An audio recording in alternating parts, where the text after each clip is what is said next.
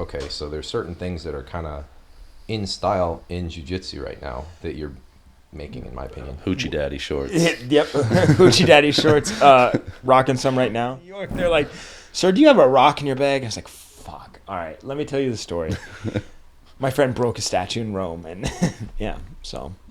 I saw a blue belt the other day. He forgot that he had a lower body. Like, oh, back in my day, Gracie sang rap songs and put on shitty tournaments. You know, I can sit there. I got all the time in the world. I can sit in my underwear for 8 hours a day before I got to go teach a kid's class. So Like, that's the problem. I started this podcast because I don't have the therapist. Fuck. yeah, like, Ivan decided to recruit half a fucking Iowa State wrestling team to come down and wrestle with us, and we got fucked up. yeah. Welcome back to TOEHOLDyou You. I'm here with Derrick Flaig, who's a jiu-jitsu competitor, brown belt, and has a Brute Grappling or grappling gear. You got like hoodies, shorts, rash guards, guards, t-shirts. So I want to talk to you a lot about competing, things like that. We have Jordan Peitzman here, owner of Subspectrum, BJJ black belt, competitor. And what else should I add to that? Probably a whole list of things, but I think that covers it. yeah, that pretty much covers it. That's how you all probably know him, right? So, but also 2 longtime frenemies, if I can say that, of mine. And just as kind of a joke, like we all kind of were at different gyms when we started, and we've always kind of pushed. I felt like I've always been motivated by you guys. It'd be cool if it was likewise, but definitely seeing you go out and compete, seeing you make like content and do Subspectrum stuff. Like you kind of taught me how to use Instagram when I first got on there, but I learned that if you're gonna be known at all, or like even I wanted to do Midwest finishers, they're like, you don't have an Instagram. Yeah. I was like, what? Yeah, that was a part of the application process on Fight to Win. Is they ask you for your Instagram handle, which I think is more because they use a formula for their posts to automatically tag you. But still, yeah, they ask for your Instagram and social media, and that is it's LinkedIn for grapplers. So it's weird. I speak to people about that all the time. It's like, I don't really care about Instagram or any of that. It's just for jiu-jitsu. Yeah, that's how I get notified about a lot of competitions or applications. They have it in their bios or whatever it may be. I wouldn't see half of those, if not more. You're seeing footage, results, and techniques, right? So it's like a... Yeah, it's like if I wasn't grappling, I don't know if I'd have social media. I wouldn't at all. I don't think I would either. No. It's just a weird concept of like, especially when before smooth comp became as prevalent as it is now. We didn't have a centralized source of where tournaments are. Like you just had to see where it was on social media. You'd have a little stupid Facebook event or something like that where you have interested. Yeah. I got back on Facebook recently. I just deactivated my account for a few months. For one, I was looking for jobs, and I said too much on Facebook. I'm like, fuck that. Leaving the corporate world. I realized I should have, like, at some point in my life, I should have just decided on a different name and just ran with that. Because I don't like how, like, they have, like, property records and then this and then that. I should have just went by somebody else. That's now fair. I'm just TOEHOLDyou. Something you forgot to add is that technically we're coworkers. Yeah. We work for the same company. Yeah, I was looking external mainly, but then I landed something internal, and I was like, okay, fuck it. They got me again with the golden handcuffs again. That's a hard... So nobody's going to really understand this, and it's not going to be relevant to anybody, but that's kind of where I'm at is like, yeah, they just have everything perfect for me, so I can't really leave. And now I have tenure there, so... The idea of leaving and going somewhere else where I don't have that same level of tenure is terrifying. Like I get almost 40 days paid off. I know they're not listening to this, but I'll be leaving hopefully soon. I'm trying to. It takes a lot because of those heavy ass golden handcuffs they put on me. But like after over 10 years now, but I definitely want to get out and do the entrepreneurial thing. I mean, I've been pushing. Wild Heart's still not technically dead. It's like a zombie company, but it's just because I ran out of money. I'm like, I'm just reloading, motherfuckers. So I'm gonna come back with that. But I have other. I'm an equity owner in a fintech right now too. Yeah. I've been doing my consulting practice. I've learned to do things that are lower capital so I can keep going. And even like this podcast is kind of part of personal branding. And like this is why I'm on socials, like business, personal branding, jiu-jitsu. That's like with the brute stuff that I do, it's literally just stuff I want. It's a company that I design the rash guards. I pay somebody to create it. They take my idea, and it's just stuff I want. So if other people get it, that's amazing. But I don't have a huge markup on anything that I do. Almost everything is at cost, especially when it comes to the apparel as opposed to rash guards. I make like $2 off of every t-shirt I sell or something like that. So I don't really care. It's just I want to be able to make this stuff. So, yeah. Yeah, I mean, and you have always had, I mean, maybe it's weird to say, but I always thought you had a good sense of style, and I thought you made cool stuff. Like, it's more like the modern, like, you got, like, the short shorts. Like, yeah. When I was at ADCC trials, they sold out of those, and I wasn't able to get any. Mm-hmm. But all the other more traditional stuff, I was like, okay, so there's certain things that are kind of in style in jiu-jitsu right now that you're making, in my opinion. Hoochie Daddy shorts. Yep. Hoochie Daddy shorts. Rocking some right now. It's always, but with that said, it's terrifying when you see somebody come into the gym with shorts that are past knee length and like an old Under Armour rash guard or something. You're like, you look like you've been around the block once or twice. This is terrifying. You're gonna Like fuck his me. old gear. Yeah, like Yeah. like this is terrifying. Gen What are you gonna X. like? Like Doug Owens. Like that's something yep. he would wear, and I'm like, this. You're behind somewhere, but you're still gonna mess me up. That kind of thing. Somebody told me Des Moines Jiu-Jitsu is kind of known for having like a whole bunch of like just grizzled seasoned guys, because we're like one of the oldest gyms in Iowa. Yeah, the original. Yeah, I Yeah. don't think anybody's older than. I mean, they may have MMA gyms that might be older, but Yeah, it's like we have a bunch of really dangerous old people. Some of them didn't stay up as much, but they're kind of circling back now for like the modern game, because we've always had leg attacks at our gym for the most part. I mean at least in the last so many years, you know. But yeah, we have a bunch of grizzled vets, and it was cool to. I moved here in time. I moved here at the end of 2011, and I'd been training already as a 4-stripe blue belt when I came in, and then just over time, I think, when did I meet you guys? Like, you were at Round Kick, and you were like fucking like 18, or I mean, I don't know. So I started out when I was Remember how old you were. 21 in okay. like end of 2013, and then I probably started cross training with you guys, or like coming over there for like open mats and stuff probably during the year of 2014. Like right away, I was just like looking to branch out and train as much as I possibly could, because when I first started at Round Kick, there were 2 classes a week. It was Tuesday and Thursday night, and that was it. So like when I found out there was like a Friday morning open mat over at Des Moines Jiu-Jitsu, I was like, oh, I gotta go hit that. And then just finding as many opportunities to train as I possibly could across town. And like, obviously Chris was one of the few well-established black belts at the time, and like I rolled with you, and I think you were like a purple belt at the time, and you were fucking me up. So it's like, you say that I inspire you in ways, but you for sure inspired me, because I was like, I want to be that purple belt that's like fucking everybody up too.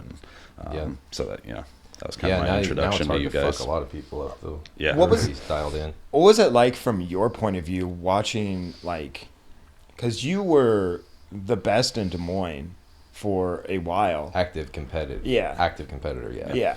The best active competitor in Des Moines, Chris and still then fucked me up a lot. then you kind of took a lull, and like, what was that like to watch everybody's growth? Yeah, I remember. I think it was No Coast that came. I mean, No Coast came up not long after that. What year did you guys actually start? So that would have been May of 2015. So it was about a year and a half in. I had just gotten my blue belt, and then they opened No Coast, and I started teaching there. I've had like, I'm used to spotting like a young, motivated group of people or whatever, and like I kind of see that in some other gyms starting in other places around too, and different spots in Iowa. But I saw it too. I was like, okay, the No Coast guys are like young, motivated group of people, and I told both of you guys. When you were at a Friday open mat or some shit, and you guys, I mean, yeah, I beat the absolute fuck out of both of you guys, but it was like, that's not the case anymore, by the way. It's like, I told you guys, hey, just one thing, like, I think I was showing you a technique or something. I was like, you guys have to be nice to me when you can beat me. And you both laughed just like you are now, but now it's laugh because I knew what I was talking about, but back then you laughed because you're like, no fucking way. Yeah. Because I asked that because I know that's going to happen to me, where I'm gonna start watching some of the younger grapplers get like to a point where, like, whether it's because I'm not as motivated as they are, I don't have the same ambitions, life, whatever it may be, where I start to see these people gaining on me. Mm-hmm. So that's going to be one of the more interesting things, especially with how jiu-jitsu has grown in Des Moines. I'm scared when I'm like barely ahead of somebody that's like a high level blue belt, and then their growth curve is like this, and I'm like, I'm starting to get motivated again. I'm always motivated by like just other people out there just pushing. You know, and so like a lot of times you see younger people doing that because they're still hungry. Yeah. And there's an Eminem lyric that I'm starting to really identify with. It's like, you know, gosh, I wish I could remember the name of the song, but there's two people on the track, and one of them's like up and comer, and then there's Eminem cuts in, and he's like, my stomach is full, basically, or like he's trying to say like he can never, there's a certain hunger that he can never satisfy. Yeah. Right. And he's saying that like obviously everybody gets complacent, at a certain point, and having the young, like, I see like Bubba, and I'm like, he's training every day and he's getting tough, and I'm like, fuck you, Bubba. Well, I should train maybe every day, but I can't train every day like Bubba does at 37. Yeah. I have to be, and plus I eat 0 grams of protein. So I'm like, fucking, it's tough for me. Yeah. But I'm like on this, like, okay, I can train really smart every day. And I listen to actually Joseph Chen on a fucking what is that podcast that they Simple have Man? at B-Tam. It's Simple Man or El Segundo? Simple Man. Okay. Yep. And I was like, oh, should I listen to this? And he was talking about how he does his intensity, and then when he's like back home, away from B team in China, or actually Taiwan, they got into it too. It was like a whole thing. But he was like, then I pick training partners.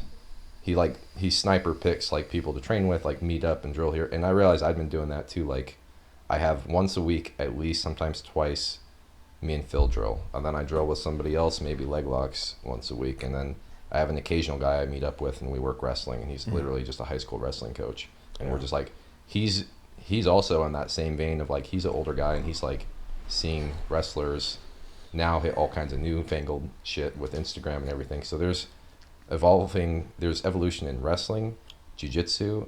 I knew there was wrestling and evolution that's inspiring jiu-jitsu guys, but now there's also some jiu-jitsu inspiring wrestling. Yeah. So like grappling itself, it's been like rocket fuel because you got all these people looking at solving the same problem of controlling a resisting human. Yeah. So. Yeah, I don't know. It's been interesting to see the growth in Des Moines. You said that you have you're known for having the grizzled veterans. I feel like my gym, Hensel Gracie Des Moines, is known for having massive athletic people. That's about it. Like, we just And all the young guns. Yeah, like I went in there one day. I was like, "Did you guys hire a high school wrestling team to just come in here and just wrestle everybody?" Somehow they put out the bat signal and they fucking came. And we continue to get large people. Like, we have another guy that is a white belt that wants to compete in the fall for Subspectrum. That's probably 260, wrestled, and a former powerlifter. Like, that's just what we have. And you walk into our Sunday comp class, Bubba, who is not a small human by any means. He's like 185 to 180, probably like 5'11", 6 foot, somewhere in there. And he's the smallest guy. Like, that's our comp class. I feel bad for the smaller people that when they visit or something, like a kid from Absolute came in to train, Grant Kitchens, that fought, and he's fought at like 145. Yeah.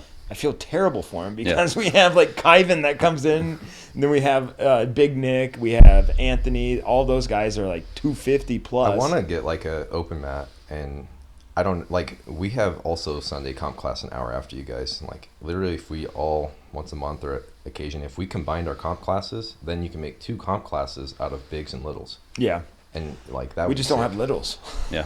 Well, that's true. I'm just saying, get the bigs away from our comp class because we have littles. We tried. One of them came over and started training with us. Taylor, he's with us. I told him, I was like, I literally told him, I was like, there's some big guys over there. Yeah. And just go smash around those guys. And also, it was for self-preservation. I'm like, if the guys that can give him the best role at that gym are like my size almost, so I'm just like, fucking stop hurting me. Yeah. We're older over there. So we're like older and smaller, and you guys are younger and bigger. And it doesn't work for me though, because I'm 32 now. So like I have all these young guns like the Bodies and Bubbas and all these up and coming blue belts that, you know, I don't get an easy roll because I have this massive target on my back. It follows my premise where I knew, like you guys said, I was one of the best in Des Moines, you know, and still I'm hopefully one of the best in Iowa active competitor.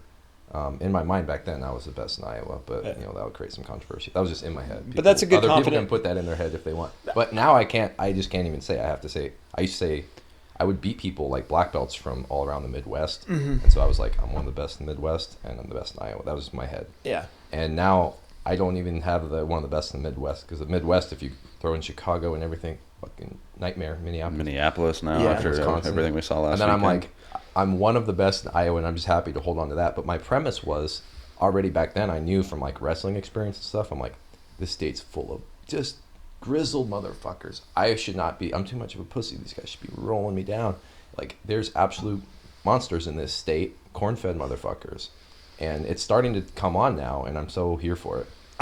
It's going to be interesting to see how it continues to transition in the growth of wrestlers from the area transitioning to jiu-jitsu, because you have the occasional one, you have the Scanlons that come in and all of that stick with it. But from my experience, they come in once or twice. Like, there's no consistent training, and I just don't think they want to continue to learn to grapple because they just spent the last 15 plus years, you know, grinding their ass off. Why start at the beginning and try and do it again? So there's a lot of details these days too. Like when I came from wrestling back in, I graduated high school in 2005. I started MMA that same year, and I've done probably like 15, 16 MMA fights over between then and 2010 when I stopped. But yeah, I was able to go right into the advanced divisions. I've never done anything but advanced. Yeah. But I tell people, I'm like, if you're starting out now, I don't care how much of a wrestling background you have. Intermediate's as high as you're going to start. Yeah. Like, it's just developed. I got, I think, so in a reverse setting, I really hate it when wrestlers go into the beginner division. Like, there have been times that I've seen, it's not on a promotion by any means, because you have so many people to do a background check on, so I don't expect you to, but I'd put it more on the coaches and the actual athlete that don't be a pussy and go to the beginner division. Like, it's you're soft in my opinion. If you're going to go to the beginner division, you're a collegiate wrestler, fuck off. Like, that's my opinion. Because you've been grappling, especially if you're collegiate, you've probably been doing it majority of your life at the end of the day. Between 10 and 15 years of grappling. I just did high school, and that was good enough for advanced back then. But advanced is a lot like it is now. Like, if you go around and do open tournaments around, Subspectrum's easily the toughest open tournament in the Midwest, right? Like, just like open. Like, because other ones are just shows that show up here. Yeah. Other ones are just shows that show up here, so they don't have the same connection.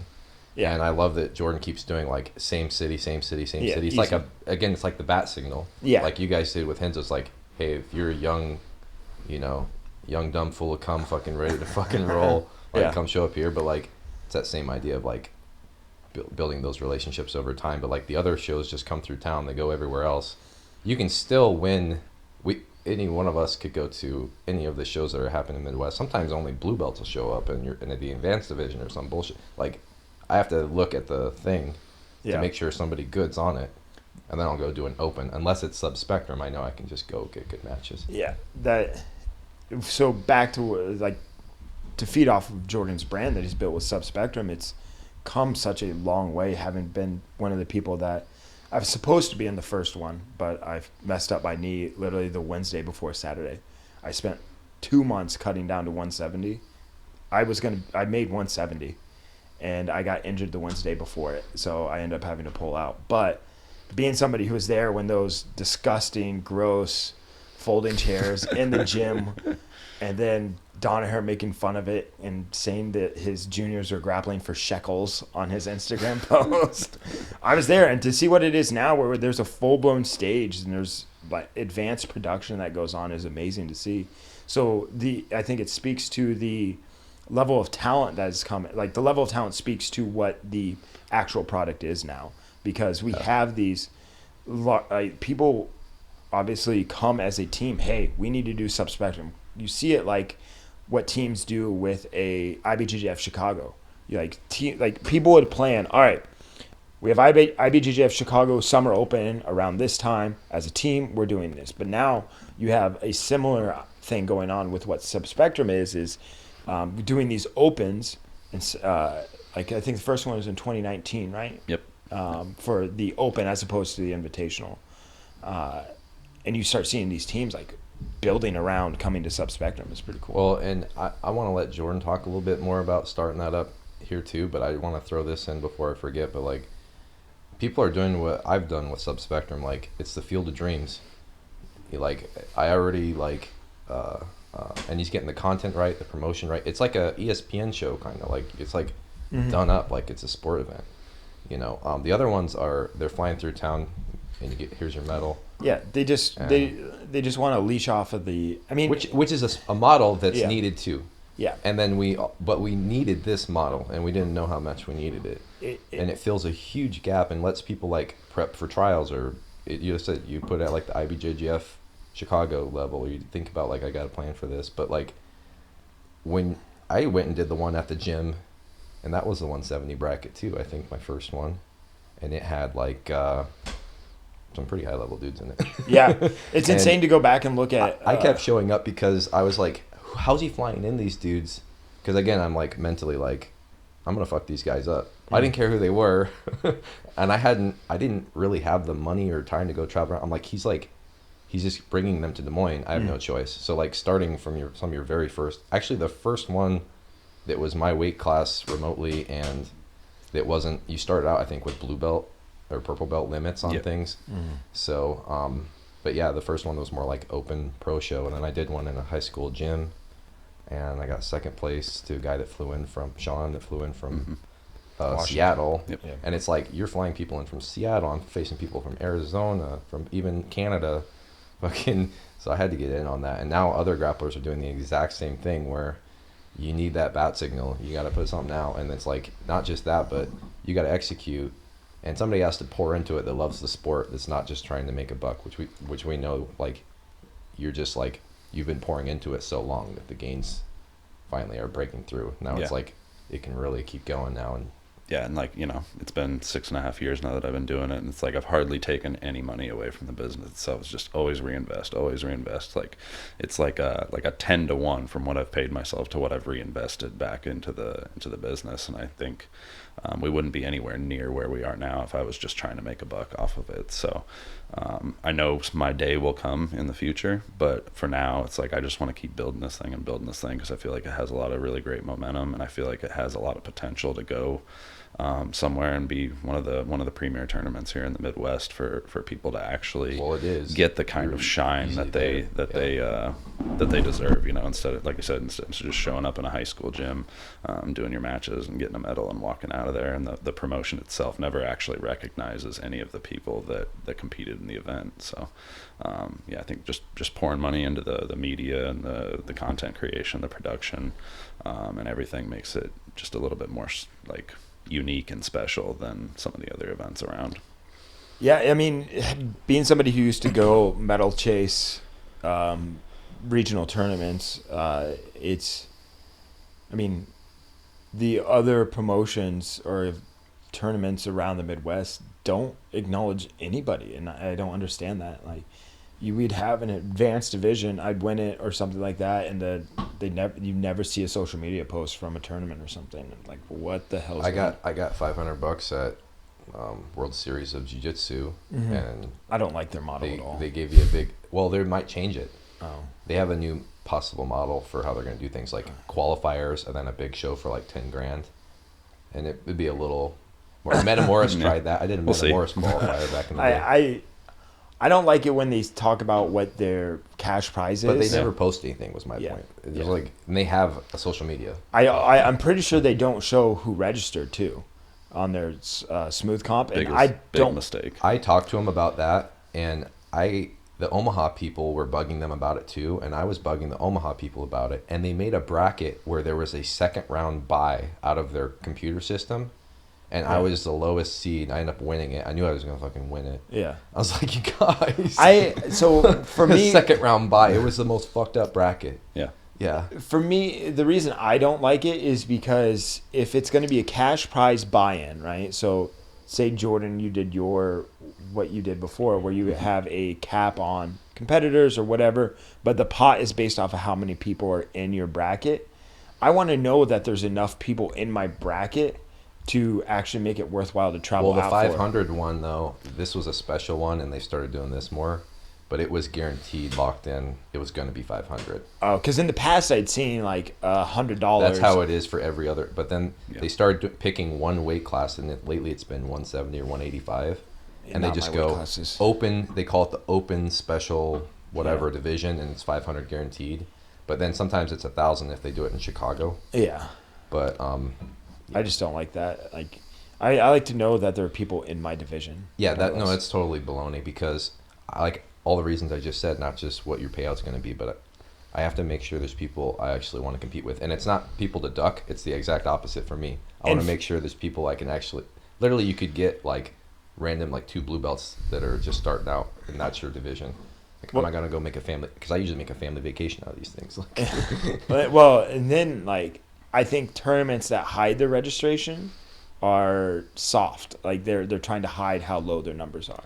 Not only soft, but I think it's small-minded, because one of the excuses I've heard is that they're worried that people won't register because of there being tough people in their bracket. And I'm like, the amount of people that are going to withdraw from a bracket because of a tough match is so small in comparison to the amount of people that are going to be excited about having some, a good challenge in their bracket. And like, why are we placating to the people that are weak or soft, who are not going to compete as much? Probably we should be building our model around the people that want a challenge and want good matches and want to challenge them. So, There's also the people that go out and stall too, right? Exactly. I want trying to win. I have like moving forward. I just want all the easiest matches, so I can't really like Dude, I've go into that. I saw that Mason kid this weekend. I'm like, no, I know he's a blue belt, but he's 18 and he's been doing it his entire life. Yeah. That's like watching. No part of that. I mean, yeah, I'm fine. Like in a real situation, I'm perfectly fine with it. But like, fuck that. Like that's awful. Well, I've kind of started to blend, because I, for a long time, was just taking the best ones I can get, or just a random open sub challenge or whatever. And I was doing a lot of sub challenge because I like that rules, but I really do like the 80cc and kind of the hybrid 80cc rule set like you got. But yeah, for a long time, I mean, there wasn't anywhere really in between anything else you could do other than I went to 80cc trials, like 2013 or some shit like that. But there was like nothing in between to get me there. But I'm finding more now I want to blend. Like I was looking for just best ones I can get, but like now it's like I like to blend where I'm supposed to beat this person. Okay, let me work my B game on them. And I've gotten confident, because Gordon Ryan was doing that too, and I feel like if I can get confident enough against a certain opponents, then I'm gonna actually try to do some new things, or maybe really beat them. Yeah. Like really beat their ass, like pin them down and really destroy them, like in a different way, instead of like if they're really high level, like I'm happy to get fucking anything I can get. I take a different approach, where I don't ever bring my B game out, and I just go A game and try and get the hell out of there. I've seen that. I know, and there's some logic to that too, because you can kind of get more competitions under your belt, or if it's a tournament, definitely if it's a bracket, that's different. But sometimes I do like a one-off or just 2 people in the bracket. I don't know what you guys think, but I enjoy the super fight experience, or whatever you want to call it. Is it a fight or not? I love that too. Yeah, I like it. I like it a lot, because once I'm done, I'm done. I don't have to worry about any other opponent. I don't have to worry about my gas tank. Nothing. I just said this to Phil when we were watching Subspectrum this week.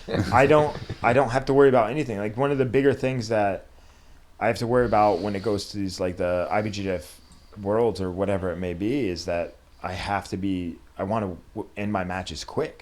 So I don't have these long, drawn-out matches, and I'm tired when my opponent on the other side of the bracket just had a 1-minute match and won.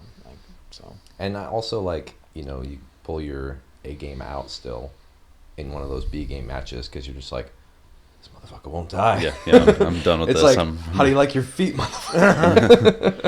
It How do you feel amazes about me. walking? It amazes me people still let me get in on their legs. Like, as much to run an film open as there guard. is out there, of me just to holding let it. them slide underneath you.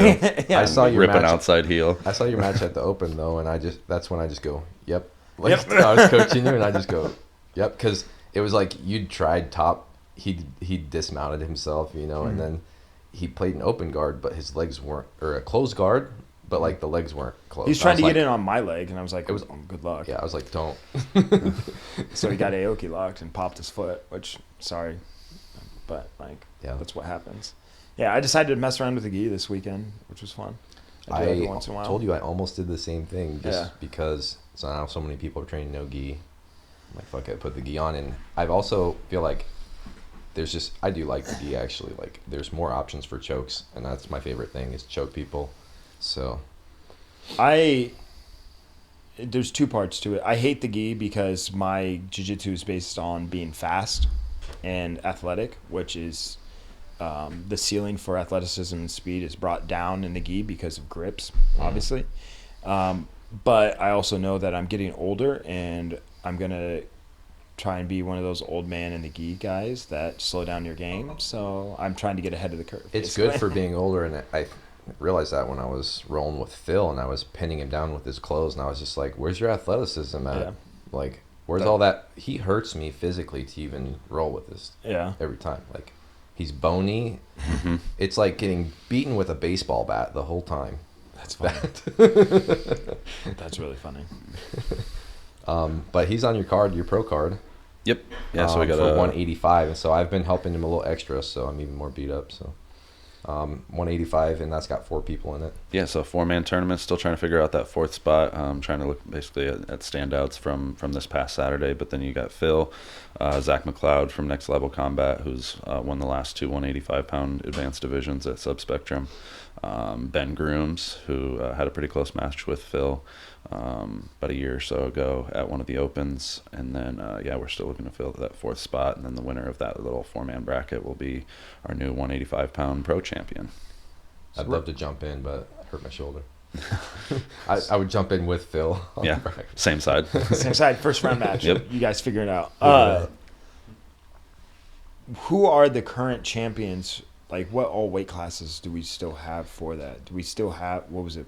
Was there 125? I feel like there was. So technically there is. I'm almost looking at like Subspectrum now as like old era and new era, because like everything kind of changed after we started doing the open events, and like a lot of the pro belts or like pro championships that we awarded before then. It's like those guys are like so far ahead of what Subspectrum is right now. It's like Juni Ocasio. Yeah. It's like I don't think he's ever just flying out to Des Moines again just to compete. I would have to pay for him to come out. Can't and things like they that. kind of graduated out. Yeah, a little bit, yeah. But Austin Daffron, that was like Woodstock, so that was 3 years ago. I kind of consider that old era, but he was a 125 champ. Juni Ocasio, 135, again, old era, I would consider. 145, CJ Murdoch of Pedigo Submission Fighting, won that back at the All-Star game over Kobe Heller back in January. 155, still Keith. I'm going to kind of talk to him about that because in a way he's kind of graduated beyond Subspectrum to the But point he still where does some. he does, yeah. But you were one of his first, like, I don't know. Yeah, like he was like, that was the first way time he back. said he ever made money competing was, he came out to Iowa as like a 19-year-old purple belt and won the first Subspectrum. I think it was like $500 cash prize and like $100 fastest You guys submission have or been a something part like of that. early, like, was appeal too for Subspectrum is so many, all the top level guys you can pick. A whole bunch of them came through Subspectrum. Yeah, so It was Keith one of those ones they Krikorian, could get paid at the first Damian time. Anderson, Jason Rao. It's like so many people that were there for like the first 3 or 4 Even Hillbilly events. Hammer was just doing it 2 years exactly. ago, Just a right? couple years ago. The names that have run through Subspectrum Wilson. is insane. Tackett, Wiltsey, Yeah. Chris Woschik, Kieran. Like, the list is, we texted a couple, like maybe a year and a half ago or something, when they were doing a Emerald City Invitational, and half of, I don't know the actual number, but half of the competitors had done Subspectrum. Like, there was Damien in it, there was Kieran in it, And we'll probably look back someday, now that you're on to the 170 as the next, we'll probably look back someday and be like, oh yeah, remember Mahmoud was in that shit. Yeah, because he's already like one of the best brown belts on the planet, almost basically. Yeah, I was with him. He's quite the character. We were in Italy together last November, and with Aaron from Tipping Point, and what a wild crew! Yeah. Like we just complete opposite people, all three of us. Nothing like only thing we have in common is that we do jiu-jitsu. We're all different ages. I guess I'm close in age to Aaron, but Mock is much. I don't want to say much younger than us, but younger than us, but much more traveled than us too. Mm-hmm. Aaron, not traveled at all. He broke an ancient statue in Italy, like not ancient, but an older statue, and then like didn't know what to do with it, so he took the rock with him. And then he forgot it. He forgot the rock at the Airbnb, and I was the last one leaving. I'm like, I'm not gonna leave this random Italian person with this random relic. Stuff. Yeah. So I put it in my bag, and then customs questions me about it when I get back to New York. They're like, sir, do you have a rock in your bag? I was like, fuck. All right, let me tell you the story.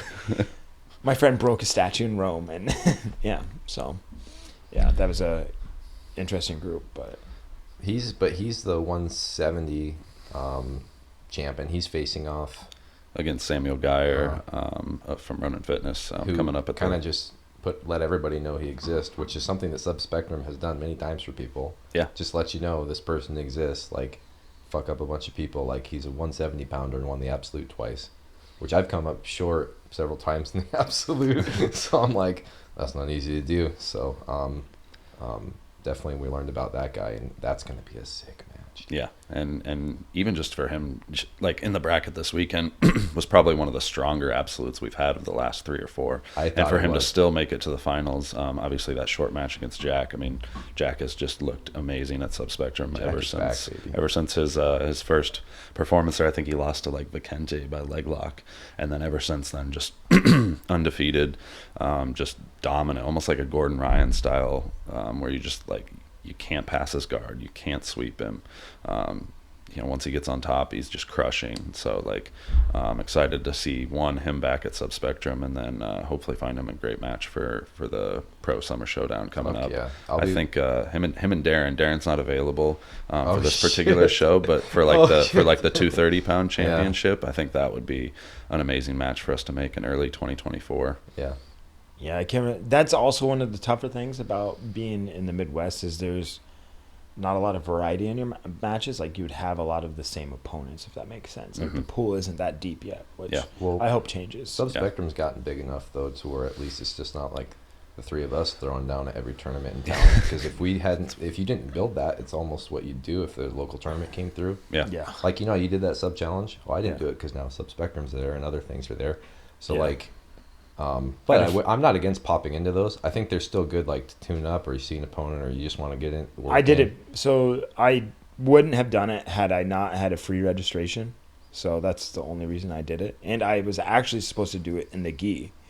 Like I was supposed to have gi, but they messed up my registration, and they put me in the no gi. And then that was a hilarious story because I did not even plan on competing that day while I was there. I talked to you about it. Like I showed up. I had something to do. I was going to a music festival. I was leaving at 2 to get there at 3. And then I was at the tournament, helped coach some of our guys. It's getting a little later, so I'm going to go home, eat, all that stuff, shower, get ready, take my dog home. And then as I just finished getting ready for the day, I'm like, you know what? These matches were supposed to start at 2 o'clock, 3 o'clock in the afternoon, but maybe they got bumped up. So I look at my phone and I see like the match schedule and like, oh, your match is in an hour. It would have like 1 o'clock or something, so I can make it. So I just hustle my ass back to the venue, have these quick matches, and then leave and go to a music festival and party all night. Yeah, I mean, I thought it was hilarious that you have developed so much of a top game lately, and you could have easily, and wrestling games, so you could have easily dumped that guy down and beat him in mount in 12 seconds, but instead you said, I want to heel hook him in 6. You still needed the extra efficiency. That's what Jordan is talking about. So I will never understand it. I don't understand why it works, is that people allow me to pull myself. Now, he just has to match your head level, but if they don't research you, and the ones that do blows me away. Yeah. And they still let you in on their legs. It's, But that guy might not even known you, and that's fair. Like, I don't expect people to know he was who just I am happy or to be give there. a shit. Yeah, that, whatever. But that's like, what Instagram helps us do too. I can look out for threats. Like, I let people. It's always interesting to me when competitors try and hide their stuff. Like, you'll see people that their smooth comp is private, Oh, or their lame. Instagram is private. Maybe if they have an Instagram that's private, that's fine. But Yeah, Instagram's fine. You might there have was families on there was a there. guy, because I was supposed to do American Nationals in Vegas this year, and there was a guy. I research my opponents. Whatever, everybody does. I think you should. He went super from a out there. public profile that when he saw that, and I'm not saying it's me, it's just my milestone that I remember, that he went from a public profile, then I registered, and a couple days later he went to a private one. I was like, oh, you don't want people looking at your stuff. So, which, a little weird, but whatever at the same time. I think it's weird when people try and like go from being public and then that. You But, can like, also fuck with people and play a little more psychological warfare. Like, my name's TOEHOLDyou, and I've been in tournaments where they're just like, they're absolutely denying me the legs, and it's like, I know all kinds of other submissions. I would much rather choke you. So the fact that you're giving me your neck, that's happened to me several times where I get the guillotine because they were stopping the legs, and I came up, and I'm like so happy when that happens. Yeah. It's like a little war psychological operation. But My- no, it's like, I put my highlight things on there, sometimes my low light things. My favorite when it comes to that, if you do research on somebody, is Eddie Bravo talking about Jordan. That's what I was just going to bring that up, because like I was going to kind of the same thing. It's like for a while there I was just only posting Kimura content, and then I would like straight ankle lock or triangle everybody because everyone was just looking out for the Kimura. But yeah, I mean, you can kind of continue on about what you were saying with Eddie. So I may mess up this story a little bit, but Jordan drove out to, was it Ithaca, New York? Ithaca, New York. Ithaca, New York, and there was a global grappling league or invitational or something like that that is actually put on by the guy that does Emerald City now. But it was a blue belt 180 and below or something like that. And Jordan ran through the tournament until the last guy. And apparently they like called a break before the finals. And Eddie Bravo was out in the parking lot teaching his student that made it to the finals opposite of Jordan how to defend a Kimura. Jordan ended up beating him in overtime, I believe. By rear naked choke. Rear naked choke. But then they do their little mastering the system, which is a maybe monthly or weekly 10th Planet thing that they do technique videos. And they start talking about Jordan, like kind of calling him a sandbagger without directly saying it. He's like, there's this blue belt tournament. This blue belt from CSW had a black belt Kimura, though, like doing his Eddie Bravo thing. And so, and then it was clipped and it's all over the internet. And so That's a really good Eddie Bravo. Well, and then he followed it up with, but we showed him just like one thing real quick, and he tore it apart or whatever. It's like Still lost. I mean, I still beat the guy. So Yeah, like, what are you saying? that goes back to like small tournaments, because that same tournament had Nicky Ryan versus Marvin Castell. The amount of talent in that room was insane. Yeah. I think Donaher was there, Gordon was there, Gary was there. I mean, Nicky Ryan was competing, Marvin Castell, Eddie Bravo was there. Like, just the amount of people. I mean, at the time they were still fairly big names, but just to see what they all. I think DeBlas was there. It's like to see how talent stacked. The or humble like, lion himself. You know, the Hollywood of jiu-jitsu was there for sure. I think that's always a funny thing is we came up in that era too where they were all, I mean, you can still catch those guys at events and stuff, but I saw like when I actually did travel, which I didn't do a lot, but like I did that trials years ago, and like the whole lineup was there. I was like, dude, this guy's the cockiest dude I've ever met in my life. It's like this skinny blonde guy. That's Gordon Ryan. Yeah. You know? And then I was like, Gary Tonin was competing and all these other guys in the whole crew. And Boogeyman choked me to sleep, so they all got to watch that. That's what I was going to get into. Fucking is that Peruvian necktie. It's crazy how tournaments have also changed, like along with Subspectrum, is that now that, like back in the day, I started in 2015, so it was a little bit different. Like it wasn't 13 and you were even further, like 2005-ish, right? When I started jiu-jitsu? Yeah. When Been doing 18 years. if you're a big name or famous in the jiu-jitsu community, you're still doing regional or local tournaments. I mean, Boogie came out and did Submission Challenge in Cedar Rapids. Right. You think he ever said, you know where I want to go? Cedar Rapids, Iowa. No, he just wanted to do a tournament, and they probably had a cash prize or something in there at the time. He was a purple belt, never done the gi or something. and did the gi tournament. Like, Yeah, and I still see really high level people sometimes, and it seems like they always give themselves permission to pop into like a grappling industries. But if you or pop if you're into suspended, sometimes they pop into Nagas, but then when I see that, sometimes a high level one doing Naga, I'm like, what's going on? or if you're suspended from IBJJF tournaments, like a certain somebody that also is accused of a lot of mishandling of sexual assaults and stuff like that. I'm talking about Cyborg. He just decided to pop in and do a grappling industries because he can't do IBJJF because he popped dirty. And then he ran into a lot of resistance though in the finals With Dante Leon. Was it Dante? Yeah, Dante Dude, Leon. because Dante's a beast. Because Yeah, he's a real dog. So he's like... He doesn't... He is grimy. He will get... Yeah. I saw him at Midwest Finishers, and I asked him again where his gym was because I couldn't remember. Toledo. And I'm like... And then he's like, I'm sure I'll see you there. Being an asshole to me. So I got a long history of all these guys being assholes to me. Reminds me of high school wrestling. Well, everybody was an asshole that was higher rated than me. Yeah. I'm always nice to people. Everybody knows that about me at tournaments. I'm always like... I make so many friends like at sub-spectrums and shit like that. I don't talk to and competing. I make friends competing. Some of them don't befriend me back, but they become my frenemies. So. And that was just what was such a bummer about that New York tournament. Is like in my head, as a blue belt, I'm like, I'm going in there. If I win this tournament, I'm in front of all these big names in the jiu-jitsu community. They're gonna think like I'm the next big thing or something. And like instead of that, Eddie Bravo spends the entire time, every single match. He didn't coach his guys. He spent time talking shit to me. He's like, we just tore his whole Kimura apart. He's got nothing now. Like, just spent the whole time talking shit to me. They got threatened by nobodies in the Midwest. Tried to get me kicked out of the tournament, saying I was a black belt sandbagging a blue belt tournament.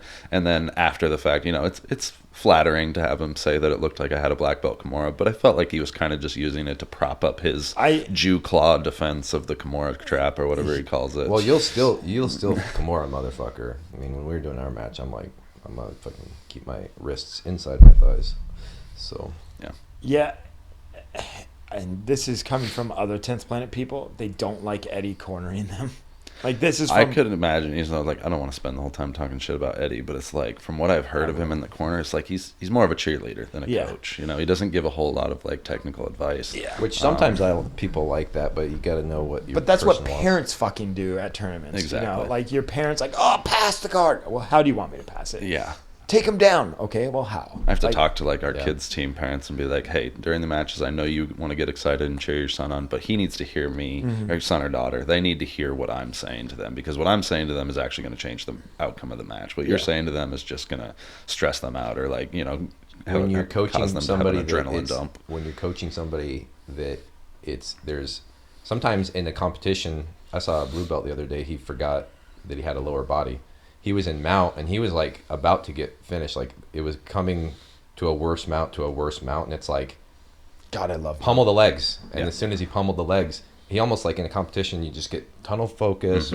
So giving people options or reminding them that at any level is good. But then like I actually need the fucking, like I told Phil, and actually when my wife was watching one and she's just like, go finish. It's like I was in overtime after a 10-minute match trying to finish an RNC. Yeah. So in my head, I was having to say the same thing, and it just like amplified that.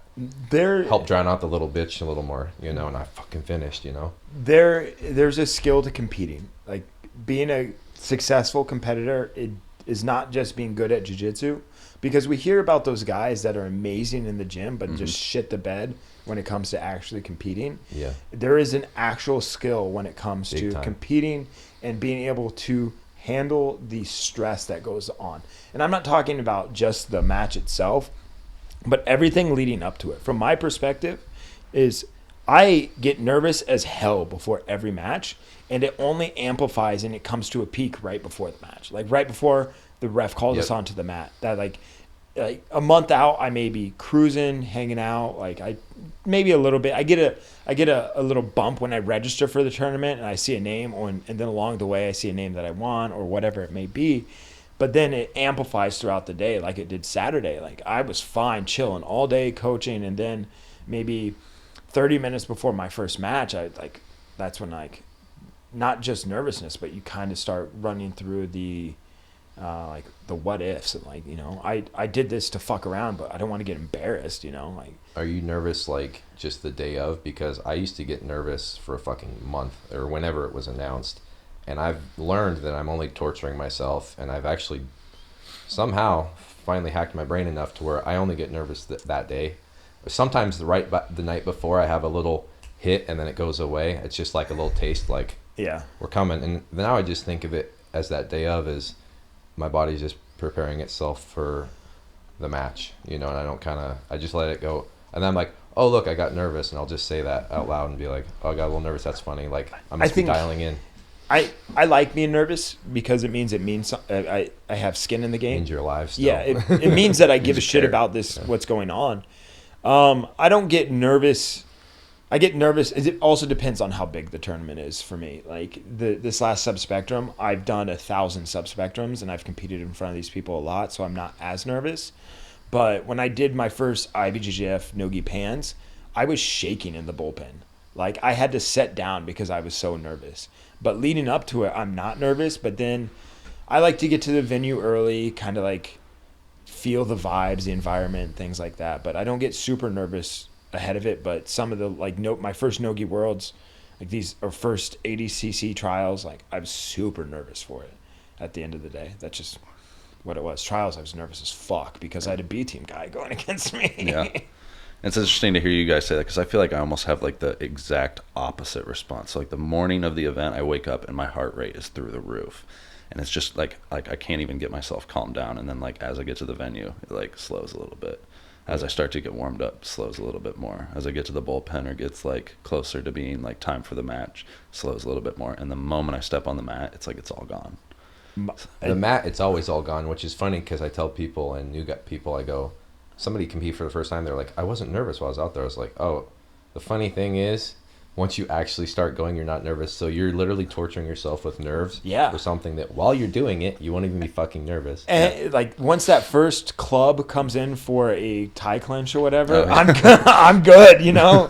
But it's a weird feeling because you don't want to be nervous, but you really like incredibly nervous for no reason. Like the reason we're nervous is because of, you know, we don't want to get embarrassed. People might not like us or whatever it may be, or people may think differently of me after this. But at the end, none of that really is true. The only people that, like, when it comes to people that matter, right? Like everybody has people that want to watch them fail at a jiu-jitsu competition. Fine. Those people are going to say what they say no matter what. But we have these ideas of like, we have to do well so people don't look at us differently. And that's one of the things for me. Well, I don't give a shit. They're still going to like me. Exactly. It's like the people that really matter aren't going to ever think that about you. So, yeah, I feel like I kind of got past that idea a really long time ago that, like, I don't need to impress anybody. And, like, it's all really for me. Like, I'm the only one that cares about whether I win or lose. Obviously, people will be happy for me if I win, but nobody's going to, like, shun me or hate me or not want to train nobody's with me or like, all these things, think anything less of me because I lost. So yeah, nobody's going to be like, oh, how many gold medals do you have? Yeah. Oh my God, look at all those things. And like, no, nobody gives a shit about you won. Do you know how many gold medals I have? 3. Do you know how many gold? None of us know. None of us know. It's like fucking. They're all in a box somewhere. No one cares, I think, is the most powerful message. And it's like, you need to fully detach from the outcome. That's what I finally learned was you can actually detach from the outcome while still having a burning desire to fucking win. Yeah. And I've somehow parsed that in my brain properly now. I'm a psycho when it comes to competing because I do it a lot. Because shit happens. When you get out there, just shit happens. I'm a psycho, and even what I guess I'm trying to get at is even with all of my competition history, I would actually like to say that this is kind of probably a bold claim, whatever, but I think I have competed more than anybody in Des Moines. Not Iowa, because those tipping point guys and the. I'd say I think that's definitely true. Yeah, but even like to the younger people that are just up and coming, like like the nervous part never fucking changes. So my, I guess, advice is that embrace it. Like it's part of the process. So just have fun with it. And how self-defeating is it going to be for you? Like you said earlier, dude, I just listened to something this morning about this, so it's always a synchronicity with me on shit. Like, the only one YouTube video I listened to this morning, they said like a pianist is playing and all of a sudden he electrifies the whole room, and then a pianist is playing, or were you telling me this, Brian? No, you weren't telling me this. This is the fucking YouTube video. I can't remember. But the pianist, he gave me a story from the Book of Five Rings this morning. I was like, this wasn't from the Book of Five Rings. They didn't have fucking pianists back then. What an interesting book to bring up. Yeah, he brought that up. But like, and then it's like then all of a sudden there's a talent scout in there. But then all of a sudden there's a whole bunch of people and a whole bunch of talent scouts. And it's like, as the event goes up, his performance went down because of the attachment to the outcome. Yeah. And that's what I'm talking about when I'm talking about release from the outcome, is like, if you can go, because why would you want your performance to go down if you're going to go do 80cc trials? Yeah. I need that shit way high at that point because the competition's gone up. So for us in jiu-jitsu, we're not just going to moose a few notes. We're just not going to get W's. Yeah. And then that's a problem. So as your level goes up, you got to stay with it. And I have definitely like latched onto a dude's leg at last Midwest Finishers. He was like European champion or something. I always get seeded for shit in those brackets, so it gives me even more opportunity to take on high level people. But like, I just stayed attached to the leg, and I was like, all right, you got to keep moving. Go to the next thing. I got to open up. I did European championships last year, and I lost to, so I looked at my bracket ahead of time, and one of the guys in my bracket was a Chechen guy that was a prisoner of war to Russia or something like that. And I was like, how am I going to submit this guy when the entire country of Russia couldn't get him to win? Dude, Russia couldn't break this. What am I supposed to do to this guy? So that I was like, I literally was hopeful that if I did face him, it'd be in the final. So like it could be a war or whatever. Maybe he'll be tired and all that stuff. And I ended up losing to him on points. I think he passed my guard once. And that was, but that was terrifying. Like, But you didn't submit him. No, Of course not. No, Vladimir couldn't with his judo skills. Jesus, that's terrifying. Like, just imagine, because you look up your opponents, like we just spoke about, and you see like, oh, he's really good at jiu-jitsu or something that may be like, oh shit, now I got to prepare this way. But no, I looked up my opponent, Googled him, and he's a prisoner of war. Just killed a guy. Yeah, I'm like, what the fuck am I supposed to like? All right, man. But yeah, That makes it harder. Yeah. so. Question for me that I like when it comes to subspectrum, what are your, obviously you've seen what's gone on through the past, like how it's changed, but what does the future look like? Obviously we have the show coming up in September, but what do you like, are we going to do more team events, more kids, etc.? What does the future look, what does the growth look like? I think, in some respects just growing what we already have going, but like I want to get to a point where all advanced divisions pay out like cash prizes, where the pro shows are like, where it's like kind of a viable option for someone to be like a part-time professional jiu-jitsu competitor. Cause like to do, to just rely on subspectrum as your income is not even near a possibility right now. But I love the idea of there being, even just a small community of like professional grapplers, part-time professional grapplers in the Midwest that can see subspectrum as an option for $10,000 to $15,000, $20,000 a year. Yeah. And I think that we can get there, especially with the way that I reinvest everything back into the business. And I'm not trying to take a big piece of that pie. Like I want to build up these athletes to the point where we're able to send, we've already done it in some respects, but sending athletes that nobody knew about in the Midwest to the biggest stages, whether it's who's number one or some of the other bigger events in the jiu-jitsu scene or the community.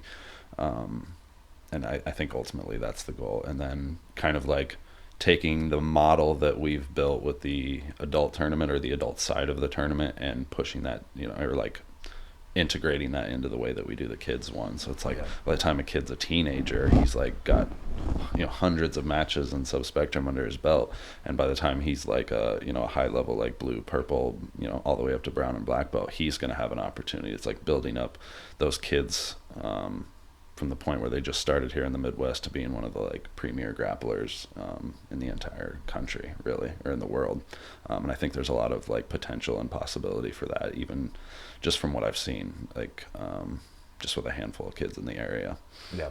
But yeah, I love team events. I want to do more of those. I would think once a year I would like kind of the all-star game to be that, where it's like the main event is a 5v5. We pick people, you know, maybe it's not always East versus West, maybe it's like Iowa versus the world, or you know, whatever it is, just coming up with new concepts, new ideas, and doing Iowa that. versus Minnesota. Yeah, right now that's kind of the direction. That would be a hot one. That's the direction we're headed for sure, because those are the two states that by far bring the most people. And Minneapolis was a market that I felt like, I don't know if we neglected it or if we just weren't reaching them or what it was, but for the longest time I felt like we were never getting anybody from Minneapolis. In the last year or two, it's just exploded in the amount of competitors. Is it all next level though, or is it just all over? So there's next level. I mean, Ronan isn't Minneapolis. They're a little bit east in Eau Claire, Wisconsin. But I think we're starting to branch out to the point where like we're reaching, you know, like Milwaukee and, you know, Eau Claire, Minneapolis, just some of those like northern cities, like the northern part of the region, is starting to find out about subspectrum. And what I notice is like somebody will come in, they'll just take a chance, they'll travel out here by themselves. That's kind of like what Sam did the first time. He was all by himself, did it. Next time he brought 5 teammates. This time he brought, I think, 10 or 12 teammates. Yeah. Same thing with Next Level Combat. You know, it was like Jack and maybe Landon, and then now they just keep bringing more and more. So it's like these people are coming, they're having a good experience, they're spreading the word, and then they're bringing bigger and bigger teams every time. So obviously I hope that continues. Yeah, I feel like the Twin City community is underserved when it comes to grappling events in general. Agree. Because they have a good history of jiu-jitsu, and they have a lot of black belts that live up there. But I think they only get a couple tournaments a year, and it's not a lot for what their population, one, is and how skilled they are. So it's good to see them come down and you know, showcase their skills. I think there were 6 advanced divisions on Saturday. Correct, yeah. And they won 5. The St. Paul Next Level won 5 of the 6. Correct. And the only one that didn't was Colby Heller, right? Yeah, Colby Heller won the 145. We didn't have a 55 division. Landon Weichel, 170. Zach McLeod, 185. That Mason Kleinfeld at 205. Jack won the 230, and then Jack also won the absolute. So it's like they damn near swept the adult advanced podium. So pretty awesome performance out of those guys. 4 guys punched their ticket to the Summer Showdown coming up on September 2nd. Landon has a rematch against Jake. He beat him via armbar in 14 seconds at the Summer Showdown last year. It's not a flying armbar, but it's like a pulling armbar. Yeah. He does that a lot. That like Japanese style, like seated armbar. And I think it catches people off guard because I think he's just kind of like lazily pulling guard, and then he just snaps it on. And he was someone who really, really impressed me this past weekend. Looking good against Sam. There was that Timothy from Southside BJJ up in Minneapolis. Another Minnesota school. So that's another one. It's like Timothy came down last time by himself. I think he brought like 2 or 3 teammates this time. He says next time he's trying to bring a whole crew of people. So just another example of spreading the word. I told Jake after that one, I said, when I do competitions, I always remind myself, flying shit, spinning shit, jumping over my guard like a crazy man. This is stuff we'd never do to each other in a training room. I would never even want to like crash my head and try it. Yeah. But we wouldn't want to try some of these things on other people, you know, most of the time. So unless we were trying to drill like jumping guard passes into flying triangle to pass the seated guard and stuff like that. It's like to drill that, you wouldn't do that live. You'd be a dick. You'd have to do it on like a dummy. Almost. So like, I told Jake, I got my flying armbar one time, you know, somebody finished me. He was like a fucking like 4-stripe black belt in a cash prize absolute tournament I did in Omaha in 2013. Oh shit! But he hit me with a flying armbar. I had a really good tournament that tournament. Cleared out a lot of people to get to that flying armbar. Just fucking out. But like I told him, I checked that off mentally. I'm like, I go down the list like flying shit, spinning shit that's like huge dick move, anything. It's all good. As you say that, I thought of my most embarrassing loss. But then I thought about the tournament. It was at Subspectrum. And then like going back to the talent level that has been through Subspectrum, you look at that absolute tournament in 2019. My most embarrassing loss was to Aaron Harris via heel hook. I think that was the most embarrassing one I had. Just because it was a quick heel hook and like sometimes you're in it and then you're just like tapping. You're like, Oh yeah, it's just what it is. But that tournament just itself had 3 ADCC trials medalists, and all 3 of them were on the same side of the bracket. Yeah. 2 college wrestlers, because so it was John Hansen, Karsten, my coach currently at Renzo Gracie Des Moines, and that Mario Gonzalez. Mario, I found out, wrestled at Ohio State or something like that. Illinois. Yeah, sorry. He wrestled at Illinois, so he's a D1 wrestler as well. Yeah. And so he was a savage too. But like the level of talent that has come through Subspectrum is just insane, because bouncing off of the idea of who's next or whatever, that's literally what it is like you'll see these people win their cash prize tournament or whatever match it will be, and then 6 months to a year later, they're either like, you look at Mock, who is doing amazing at trials. He made a good trials run. So did Chris. You see what Kieran did. Hansen obviously went to ADCC. Mario again. Like, then you have Couch, Dop, like insane names that ran through there, and that's like a step or two away. Obviously, Dop had already silver medal, and Hansen already done well at trials, but yeah. It's pretty insane. I wanted to mention too, so 85 champ TBD. This is how we just circle back for things when we forget. Yeah.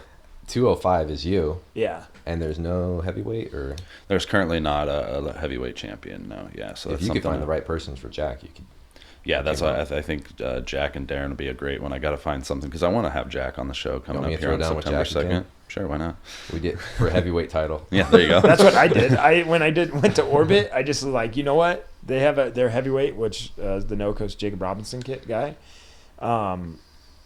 I was like, fuck it, yeah, I guess I'll do it. And I walk around at 200, and he, like, that was a 230-pound title or something like that. Or right. Title. He's come down quite a bit, though. He was 230, and then, or 220, and then now he's doing 205 and everything. So we got him actually versus guy from your gym, Anthony Gianaris. Wait, you saying Jack? Yeah, Jack does get down to 205, right? No. He can, but he doesn't right now. Oh, this is somebody else. Sorry. Yeah, we're talking about Jacob Robinson. From No Coast. Yep, I know who that Derrick went against. But yeah, from what I know, Jack can get down to 205. I think he did it for Zapatero. Yeah, I think it's tough. I'd imagine. We're friends with him now since we're on the team. Who's that? He put us on the 5-on-5 team. Yeah. You know? Oh, yeah. I was really rooting for him at this last one. Like, I don't know, because he's a cool guy. Mm-hmm. But yeah, I think just competing with him, and then I competed with so many of his teammates now too. And that's how I was like, okay, that's a tough fucking gym at Next Level Combat Minneapolis. Yeah. But so yeah, those guys are no joke. And Jack and I went 13 and a half minutes. I was exhausted. I died after that. My soul left my body. Because I'd had all heavyweights that bracket. Thank you. I know you were like, fucking don't like me. No, I'm just teasing. No, never give me preferential treatment. Give me the fucking awful one. Give me the worst one. Path. But like, I don't think it was the worst path, but like I had like all heavyweights and I was just exhausted. I for the first time gotten one of those like COVID strains. But I still had all my energy for that match. But my soul left my body after that match because I redlined it. Yeah. I only had one red line in me. So I did another match that I barely won in overtime in my weight class, and then I didn't even show for the next one. They were picking up my arm and it would falling down. And Jesus. I was like, my body actually died. So the Jack match cost me a lot. But that was the one I was like, finally, fuck yes. 13 and a half minute overtime, led and lost down points.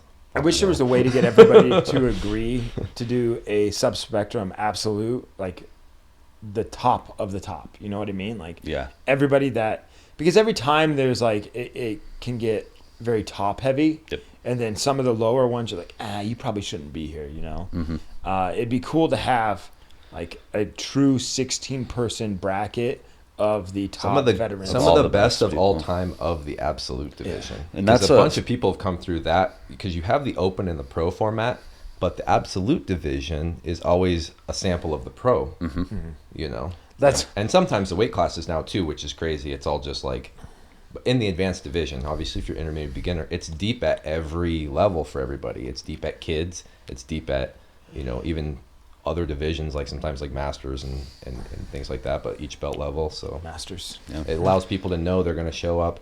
So many people get refunds and stuff. Like, they put a gray belt kid in an absolute in the grappling industries because he didn't have it. Like, you need to know there's going to be a bunch of kids. Like, are you going to keep separating kids and adults too? Because I think that was brilliant. Yeah, like with your absolutely. opens? Yeah, I'll never go back to having kids or adults on the same day. One, it was just capacity wise, we were getting to the point where we matches were going till like 7:30 at night.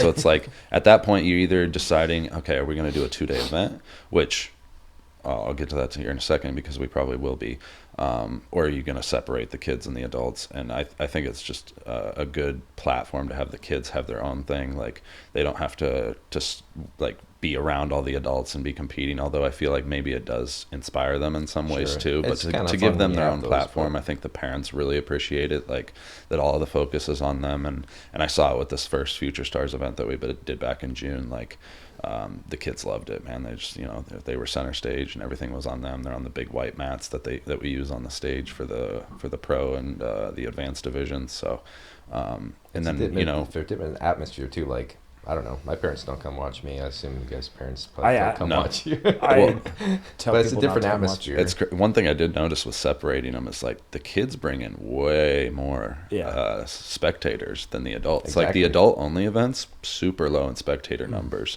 but when we had them all together, like it was crazy. We'd have like 6, 7, sometimes 800 people like watching people their showing up. Like you always hear like, come watch your niece or nephew do this such and such. Yeah. Like, yeah, that's cool to do. Like nobody's like, watch this grown 30-year-old man go grapple another man. Yeah. As soon as I left high school, nobody seen me do Yeah. shit. Yeah. I people ask me to come watch. I'm like, no, I don't want you to come watch because 1, you're going to be sitting around all day. 2, the longest my match is going to be is like 6 to 10 minutes. Like I don't want you sitting around for 2 hours just for a 6 to 10 minute match. Yeah. And then, I think it's just like that idea of focus, like everybody can kind of focus on these kids and like, in a few years, you're going to have these kids that you've been paying attention to event after event after event. You're going to know like, oh, this is the really good kid. Whereas like when you have the adults and the kids going at the same time, like there's just this like split focus of everything that's going on. So it's like you have Future Stars and then those kids are going to graduate to do the Who's Next tournaments. And then the people that do well at Who's Next are going to graduate to do the Subspectrum Pro tournaments. So it's like they're kind of like 3 separate events under the Subspectrum banner now.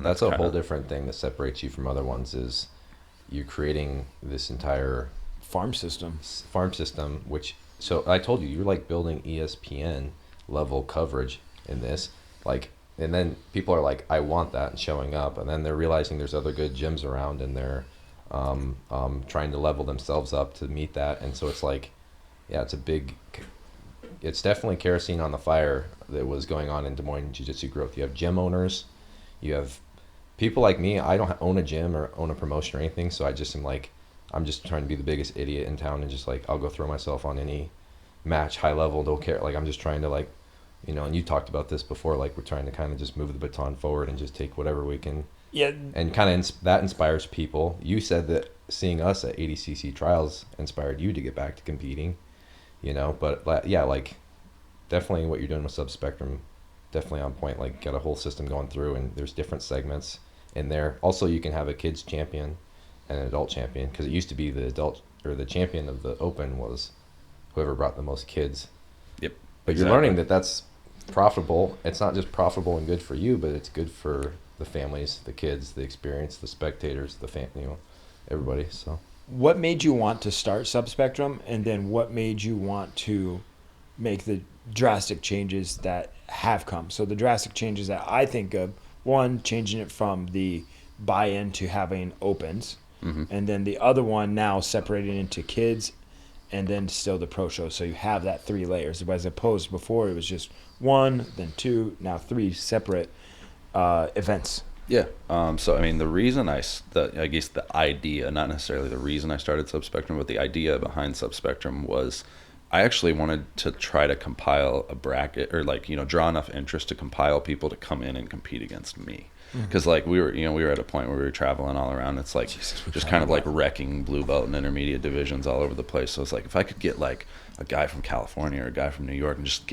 they all come to me in Iowa, and then, obviously it's like, well, I can't really like just be putting on my own tournaments and be like me, the person that's in them. That doesn't really make sense. But I was like, but I can do that for other people. Like I can build a platform that allows people here in Des Moines to have a chance to compete against all of the best people in the country without actually having to go to them. So like bringing all of that really strong talent here was kind of the idea behind it. And I I knew it was possible, but I didn't ever think it would have worked out as well as it has, or as well as it did even in the early days, especially considering, you know, some of the names that we mentioned that came out for those first few handfuls of events. But I definitely saw like a need or like a desire for that in Des Moines for other competitors, and I just wanted to provide that. Like you guys kind of talked about it, like with your Brute Grappling line and stuff. It's like I just want to put on a tournament that I personally would want to be a part of. Yeah. And although it's getting to the point where I'm not necessarily able to do that anymore, I can still include all of the aspects and little wrinkles and details that I would want if I was going to go compete at a tournament, and I can provide that for everybody else. Yeah. So for me, that's kind of like the mission statement of Subspectrum is, you know, I say it all the time, but like a platform for grapplers to grow. It's like a place for people that nobody really knows about to have a chance to shine and be the best in the Midwest, or, you know, the best in the region. And then really, you know, talking about like the switch from going from like invitational events to open events, kind of just a byproduct of growth and just wanting to include more people in that. Because again, I didn't know that there would be such a desire or like an interest in Subspectrum, or like to even do a tournament in Des Moines, Iowa. A lot of people said I was silly to try to even do something like that here, because the market wasn't big enough and it wouldn't draw enough interest and things like that. But as the interest grew and it rose, I realized more and more people want to be involved with this. So I want to provide open tournaments so that people can get involved in that. And then obviously you see that an open tournament is far more profitable than doing invitational events. So it's like, with more money, you can do more things. Like, not I can make more money, like I can do more cool things. I can involve more people. I can provide more experiences to a greater number of people.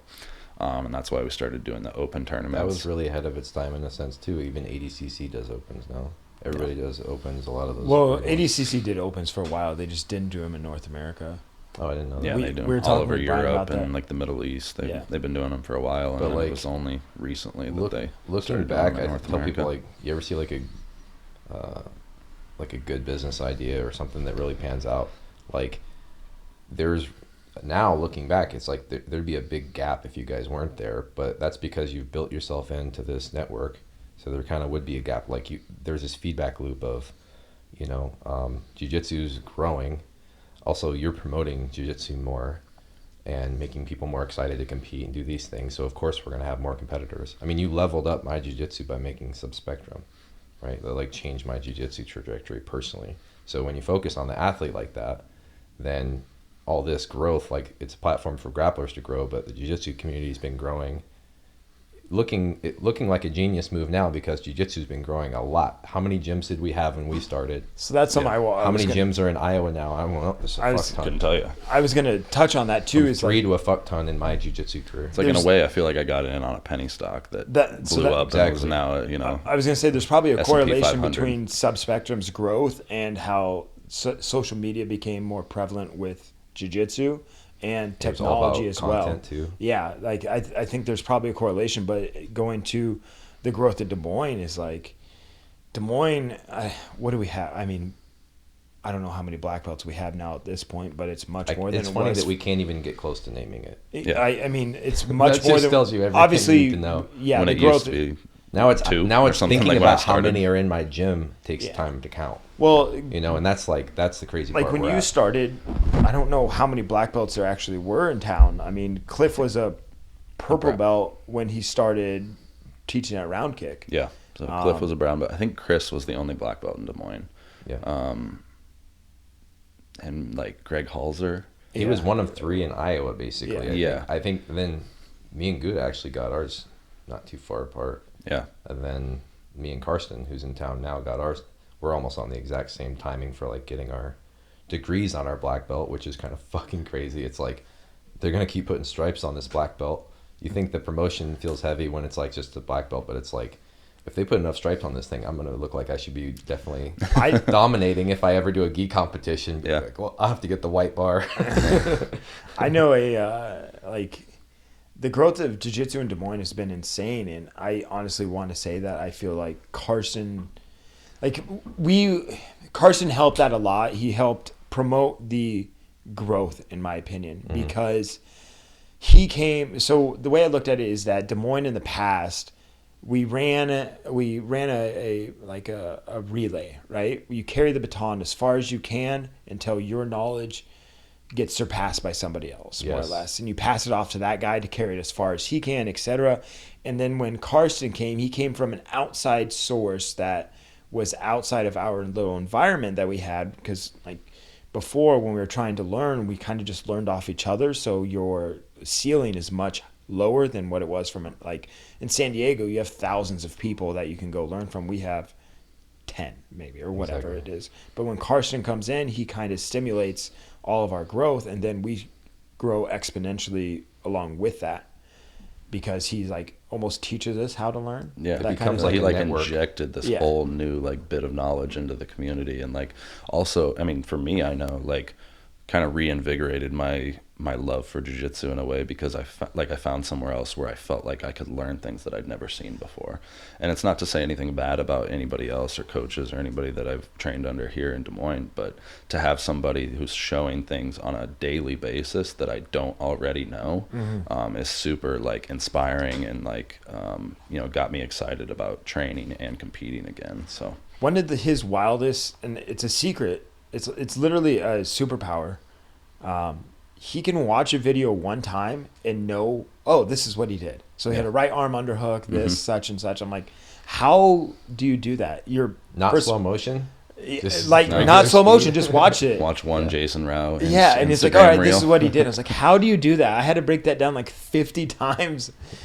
And he's blind as hell. First of all, if you ever watch him without his glasses, he has to take them off and he does these little squints. Yeah. I don't like his ability to just see something and then retain them, like break down the actual footage and be able to show it is amazing.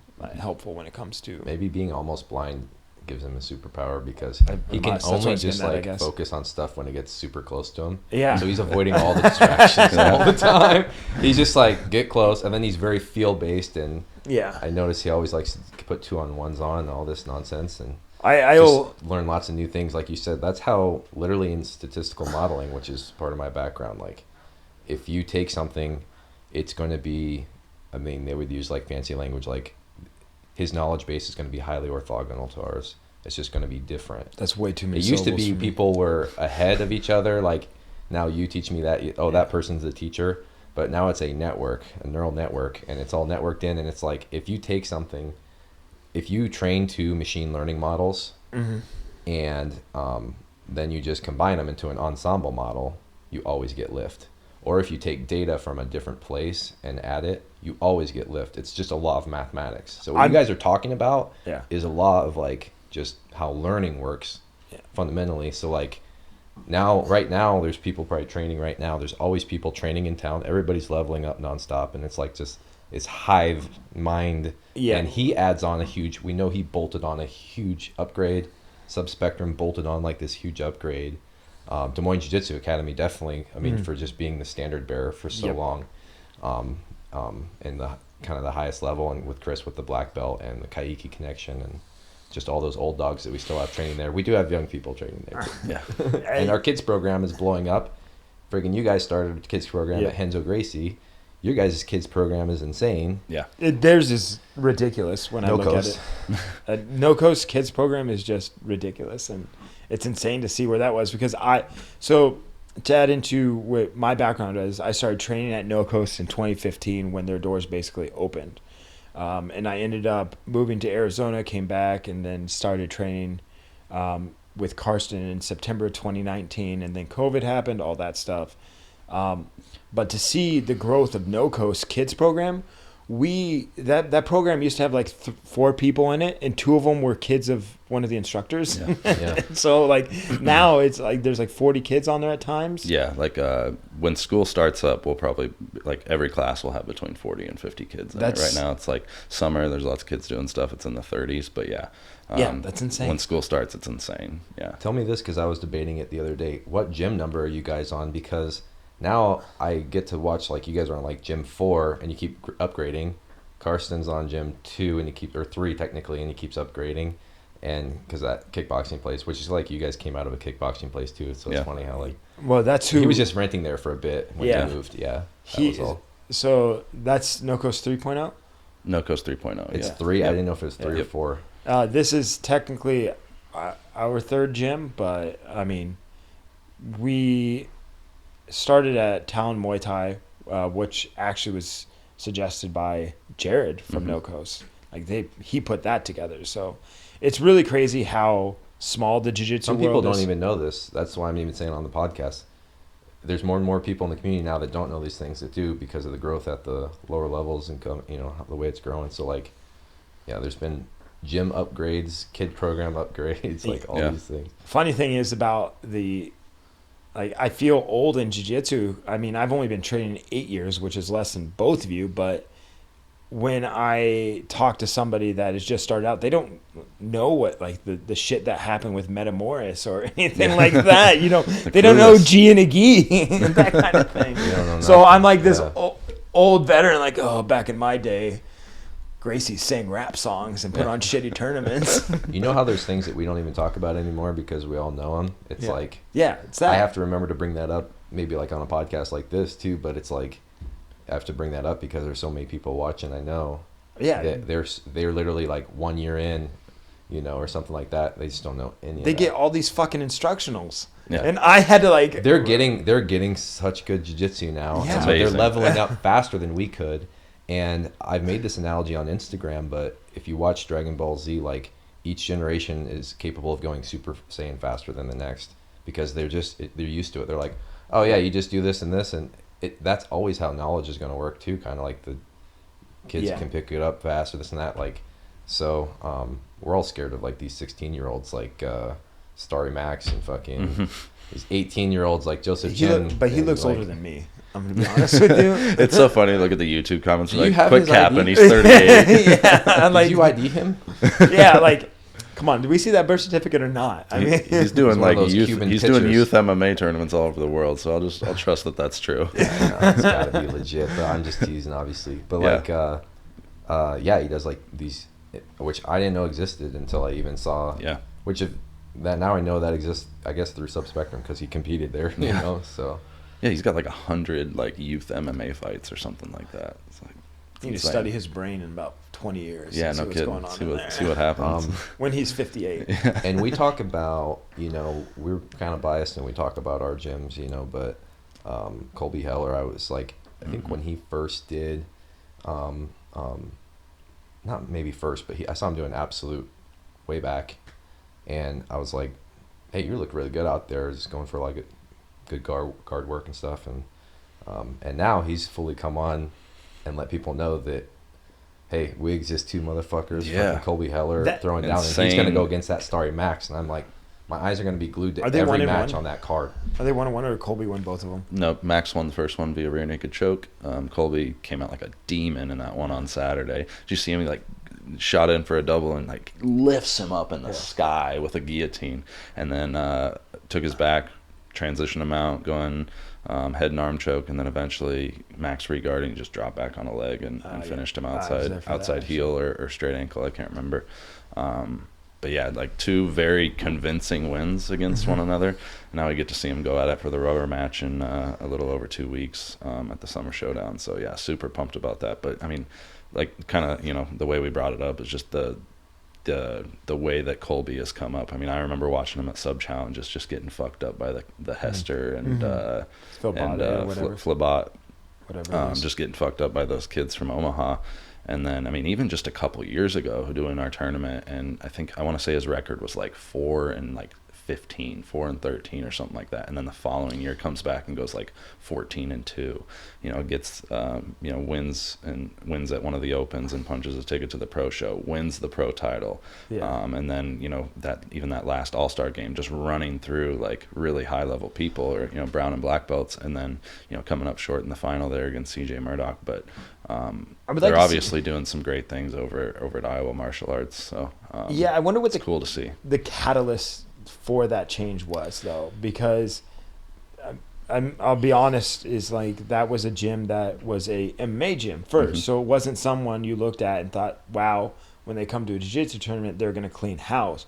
But there was obviously a change that went on somewhere, don't know where like he became very, very talented. Like, I'm lucky that I caught him. Well, obviously, I'm like 60 pounds bigger than him, so Yeah. don't have like I get to throw that around. But then I caught him before he started like on this huge run, so I don't have that embarrassing loss of like Thing is, anybody, 205-pound brown belt loses 145 brown belt. I'm like, Yeah. I'm not saying they didn't have as a deep knowledge base or anything like that, but I'm just saying that anybody can just pick up a piece of technology and choose to get elite these days. And Joseph Chen talked about that shit on that podcast too. They're like, how'd you get so good? He's like, I just sit around and watch instructionals all day. I don't have time for that shit. Yeah. So I'm going and cross-training with other people that I guarantee are like staying up to date on those and other things. So like that's a faster way for me, is just to talk to people and drill it, Yeah. you know? But like I guarantee, like if I was a young kid, you don't have no fucking responsibilities, you know? It's like you don't have family or you don't have this or that. Like I would just sit and watch instructionals all day. Yeah. I don't have a lot of Or responsibilities. whatever. Like you could just level up. So they're finding that, then they're finding better jiu-jitsu. So there's the network effects of the internet. There's this going on. So it's like, how much faster can this speed up? Well, I don't know. AI is going to start figuring out jiu-jitsu. Then it's going to give us tips. And can you imagine AI John Danaher is going to be fucking? Well, giving us all I kinds actually of think good John tips. Danaher is AI. So, That's actually accurate. and then it's like, you know how ChatGPT has 4, 5, etc. Mhm. Like number 2 Danaher is that Helena girl. So that's the revamped 2.0 Yeah, version dude, of it, or you're maybe like right. 3.0 and Gordon's 2.0. And again, she's 16. This Helena Yeah. Jiu-Jitsu, I mean, that's her, what is it, Helena what? Well, I don't know, remember. whatever the hell But it is. Helena Jiu-Jitsu girl on Instagram, since we all just have Yeah. that as LinkedIn for grapplers. But like, definitely is one of those examples too. 16-year-old. She was like 15 and she's beating like elite adults. So Yeah. like That's we're all crazy. worried about like, there's nothing impressive when I go to a tournament now. It's like, oh, you've been training 18 years, you must suck. And I'm like, I kind of do. You guys are learning so fast now. I'm like, but I've always kind of try and maintain, kind of steal that energy from them back. And I'm like, I'm gonna stay ahead of you fucking kids. Like I'm gonna take you out. But it's hard to beat. People be like, well, I have a tough time at 18-year-old or something. Like because you the think, most dangerous people are like 16, starting max, fucking 16. like, yeah, I mean, at the end of the day, those fucking kids are coming after you. That's what it Yeah. is. I mean, that's what I was, and that goes to the point of like, my goal in jiu-jitsu is to bring the Des Moines community as far as I can. I'm never going to win a ADCC trials. I'm never going to win ADCC, shit like that. I may get like a Masters 3 world title down the line or something like that. That's a possibility, but I'm never going to be an adult black belt world champion. My goal is to make this community better and take it as far as I can. I started jiu-jitsu later. It's weird to say, started jiu-jitsu later, and I was 25 or 24 in 2015.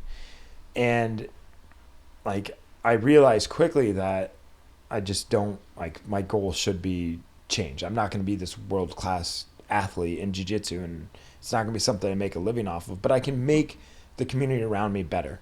And that's kind of what I've wanted to do. But along with that, I've competed a lot along the way too. So I want to take the baton and my knowledge and experience with competing and make like the generation behind me better.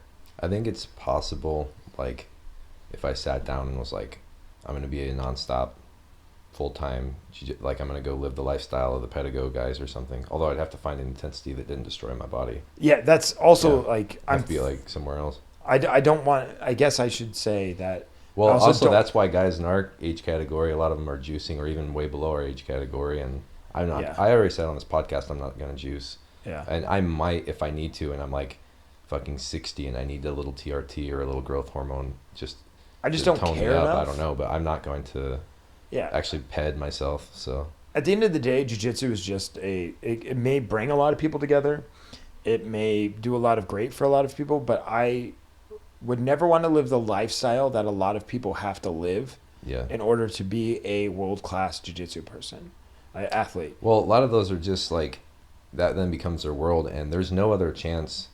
I saw Joseph Chen on this podcast. There's no other chance for him to make a ton of money other than that. I mean, obviously you can learn other skills, but he'd have to upskill significantly. But he's already right here, Yeah. and he's already really young, and he's right there to like multi-millions on like instructionals and shit. Yeah. So it's like push, because now you can make so much money in jiu-jitsu, and that's been getting pushed forward by Gordon Ryan, who also said he wanted to be a standard bearer of like you know, more money in jiu-jitsu and bringing more attention to it. But like kind of, yeah, you're kind of doing that locally too, where you're trying to push like the level forward. I'm kind of doing that too. Like I have fun doing that. I have fun kind of, I'm enjoying my youth too, because the truth is it's just cool I can still do this, because I've fucked my body so hard in that 37 years, and I'm like, damn, this is so cool I can still do this. So like I'm actually like reverse, like enjoying my youth, and it keeps me kind of sharp and makes other things easier, like when I'm doing business stuff. Like yeah, like I have other ways to make money, not that everything's always about money, but like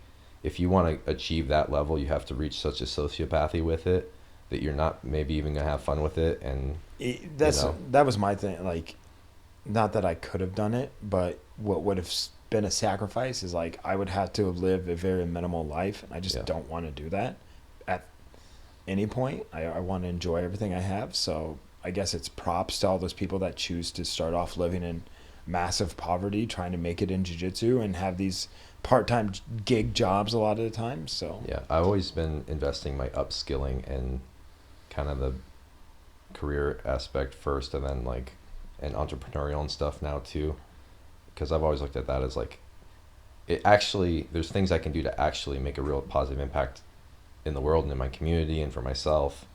And with jiu-jitsu, it's like at the end of the day, if you're the best at jiu-jitsu, you didn't really upskill yourself that much as a human. But as in the ways that jiu-jitsu does upskill you in a human, I get all that benefit still. Nobody gives going a out and shit competing that you do and jiu-jitsu. going out and out in the real world, I mean, maybe a couple people, but nobody's gonna be like, it's cool to be lethal. Yeah, but, I mean, but people have guns and knives, so you're not even lethal, really. Yeah, like very few people give it. Like, there's two people in jiu-jitsu that somebody that isn't a jiu-jitsu fan would actually know, and that's probably Craig, Jones, and Gordon. Like, nobody gives a shit who Nicholas Marigali is. Like, he can walk on the street and just be like, nobody bothers. Maybe different in Brazil, whatever. But like,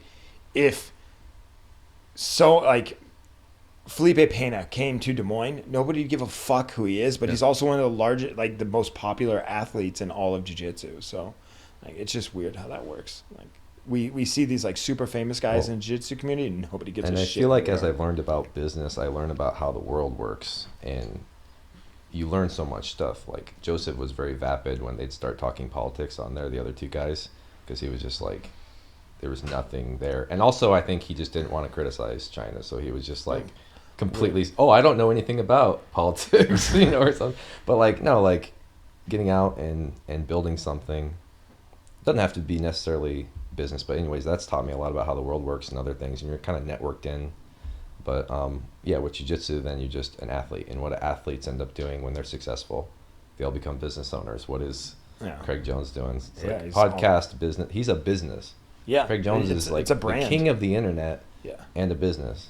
It's a brand, more or less, at the end of the day. Yeah. So like where I was at is I wanted to get better competitively, and I didn't know what to do because I loved doing jiu-jitsu so much. But if I was going to do it, I didn't want to be running my head into a wall and like having to learn the hard way, more or less, is the way I looked at it. Mm-hmm. I was either going to move, or I was going to come train down there. And then luckily the third option happened was I saw Carson was opening a gym. So then I started to make the gradual transition between the two gyms. And then when COVID happened, I just went full bore with Karsten, and maybe even in December. I actually thought about moving Yeah. with my family and everything. So again, I can't be that Ronin that these younger guys can, but like I had the whole family and stuff to think about, and we moved back here to be close to family.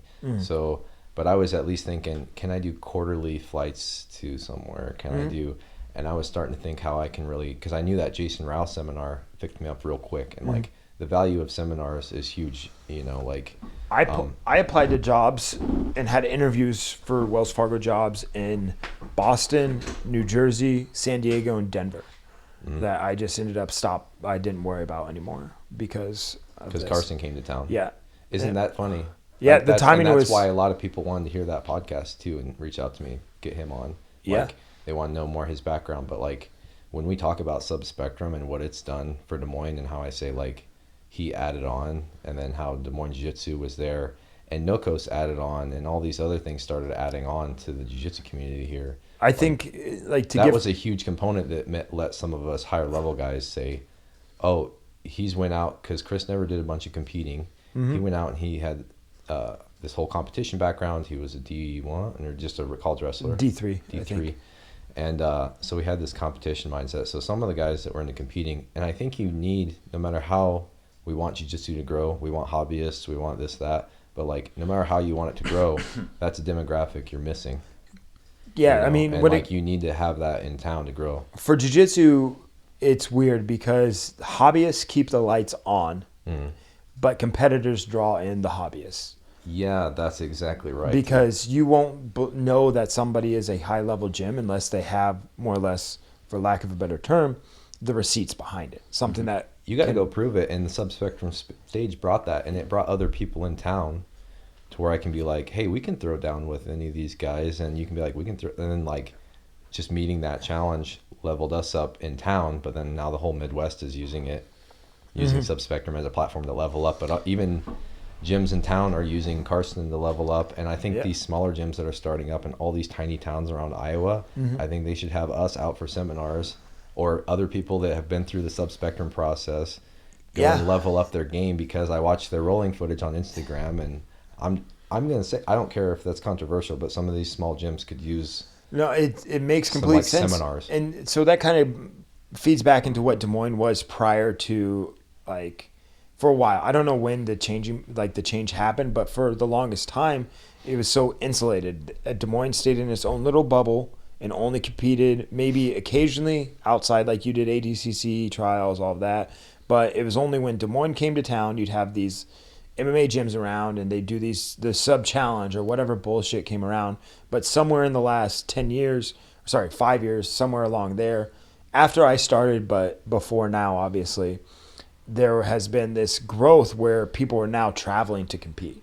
I think we played a huge influence on that as like almost trailblazers, where people saw what we did, where we were out competing all of the time.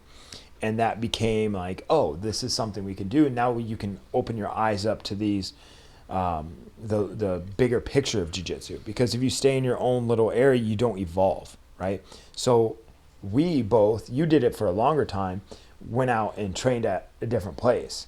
So you can see all the shit that goes on out there, where I thought in the past, people didn't do that, in my opinion. Like maybe a handful of people did, but now you have everybody that I ever speak to, they're like, oh, do you know a gym here? Do you know a gym here? They just want more knowledge, and that I feel like wasn't a thing in the past. Yeah, and so like these things that added on to Des Moines, there was also other things going on in some of the other big cities, eastern Iowa, right? And then now Subspectrum brings them repeatedly from eastern Iowa in. Yeah, and now we all know each other. We get to see each other. We get to compete with each other. And we had been just shotgunning, like they had shotgunned a bunch of like IBJJF events, and then I was just doing random, and you guys were traveling and road tripping and doing random stuff. And it allows, by having that like that beacon there, like that Subspectrum to draw in, and then having high level people in Des Moines that help us level up, like Karsten, Chris, and these guys that help us level up. Then us, like if we could go out and do seminars in these smaller towns. And then also when you have Subspectrum bringing in Mahmoud for a seminar, then we get a seminar coming in. And that's that's like September 1st. Yep. So the night before the next pro event. So pro event September 2nd. He'll be competing in the main event against Sam. But the night before from 6 to 8 p.m., he'll be giving a seminar.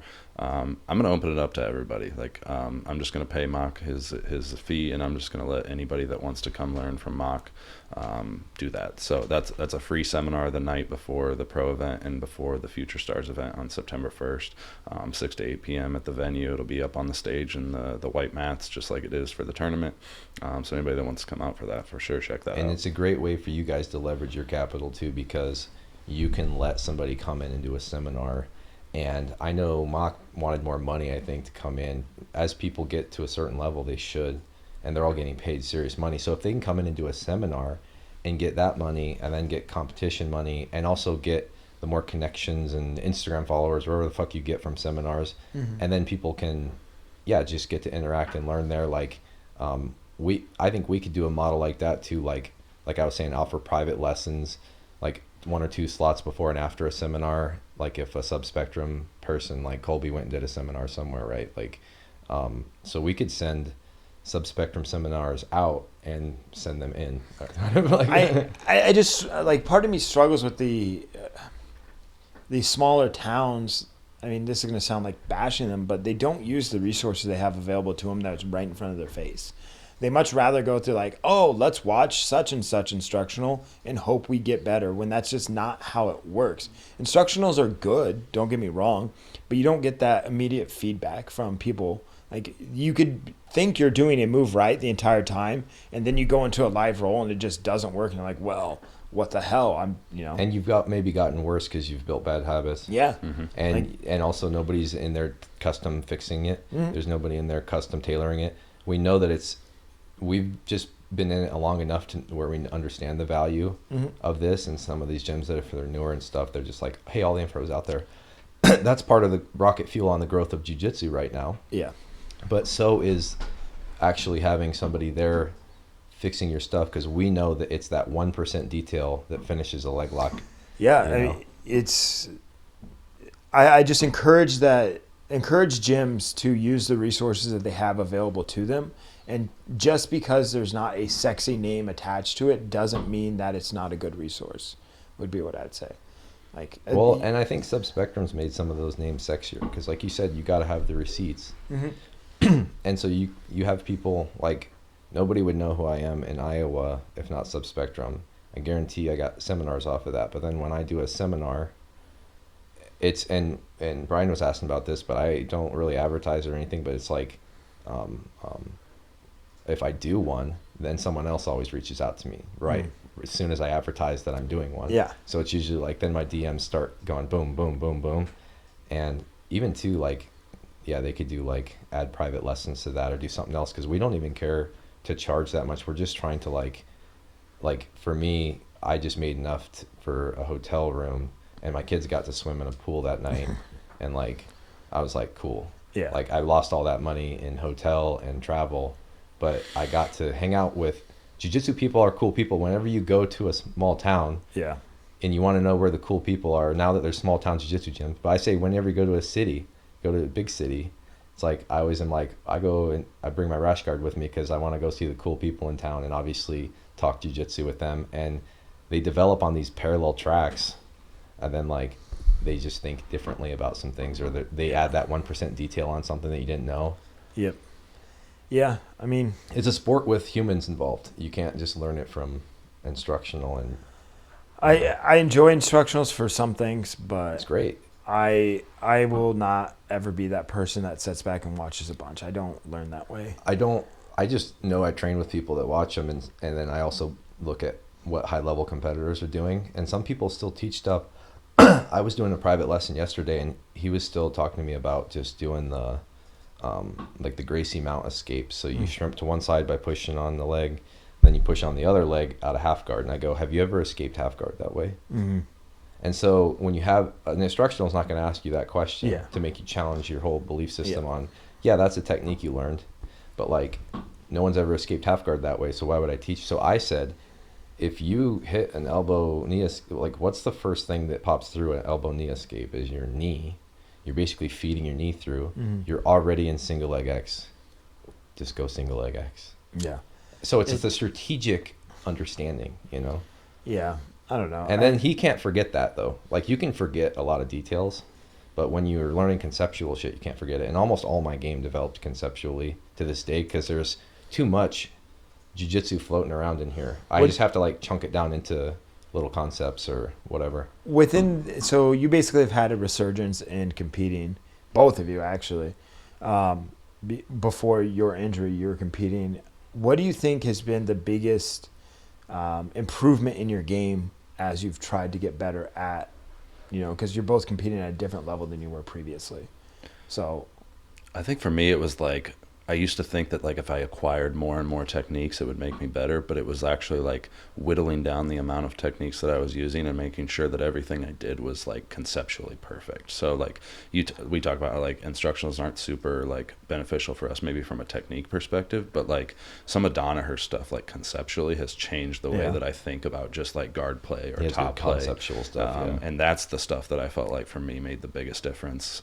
For me to be able to take a bunch of stuff that I already knew Do you and then listen to it on 10 times speed or? Nope, I can sit there. I got all the time in the world. I can sit in my underwear for 8 hours a day before I got to go teach a kids class. So that's why, when you guys were talking about like Wells Fargo and real jobs and stuff earlier, I was just over here like, this doesn't apply to me. But yeah, just I think for me that was like one of the biggest changes.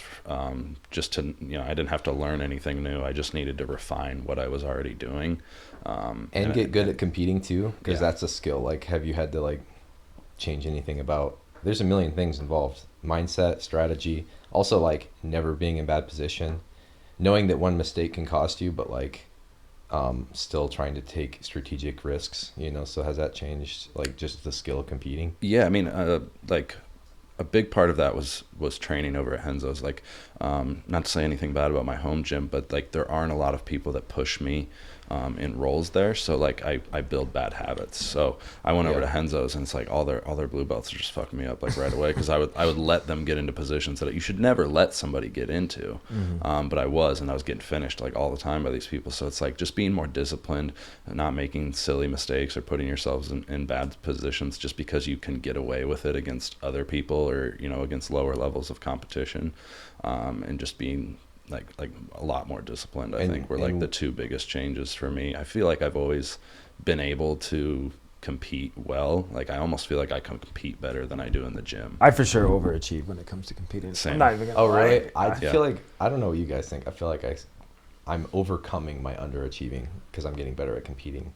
Yeah, for me, I felt like I was like so I've started like the last tournament, last competition, I was like, open mat. I'm like, this open mat. I'm like, in open mat, I'm super cocky. And in my head, I'm just like, I'm gonna fuck you up. And I've learned to even talk a little shit there, just because I never wanted to be like an asshole to people. But then I was like, wait, we're having fun. Certain people, like if I'm like, I feel like if we're rolling, we could be like, I always talk shit when I roll. It's just funny. Well, and we know that like you might get me on this one, and then I might get you on the next one. But we're trying to smooth each other's game out, and we're training with that intent. I like to make the people I'm literally in competitions, I'll make them laugh. Like I went against that Dom Bell guy from Autos, and we were resetting a position. I said, "Don't you stare at me with those gorgeous eyes." Like, this shirtless man on me at ADCC trials, like just jacked. Yeah, I'm just like, don't you do that. I like being like that too, because I'm starting to enjoy the whole process. Like I'm competing, and that's a huge part of not having that underperformance is enjoying the whole thing. And like even like I did that a little bit too. Like you're out there expressing yourself. Like it's super fun when you're out there. Like you're in the moment. You can never be that much in the moment. You're on the lights, there's the announcers, and Subspectrum gives people that like stage and everything, like all the content being right, the way you guys made fucking ESPN over there. Like it makes the whole thing, you dial into the moment, and then you're like flow state, creatively expressing. It's like, this is our art. What was it that motivated you to get back into competing? Because for a while you just, I don't want to say you didn't compete, you competed very, like it was a rarity for you to compete. Yeah, my life just kind of ebbs and flows like that, I think. But like I think now I'm in like that final sprint, and I woke up again. I was like kind of getting into powerlifting. I put muscle on, and then I was like, oh, that's cool. But then I went and did Subspectrum. I had no cardio. I was like, okay, I hired a coach. But again, that's how Subspectrum was like in my feedback loop the whole time. I remember the first time I said I was going to do one, and then you did a big eyeball emoji react like in the message thread, because I was like, let me get on one of those. But like, it was like, I didn't really want to get out there, and there's a lot of, you have to do, Carson's talked about this too to me.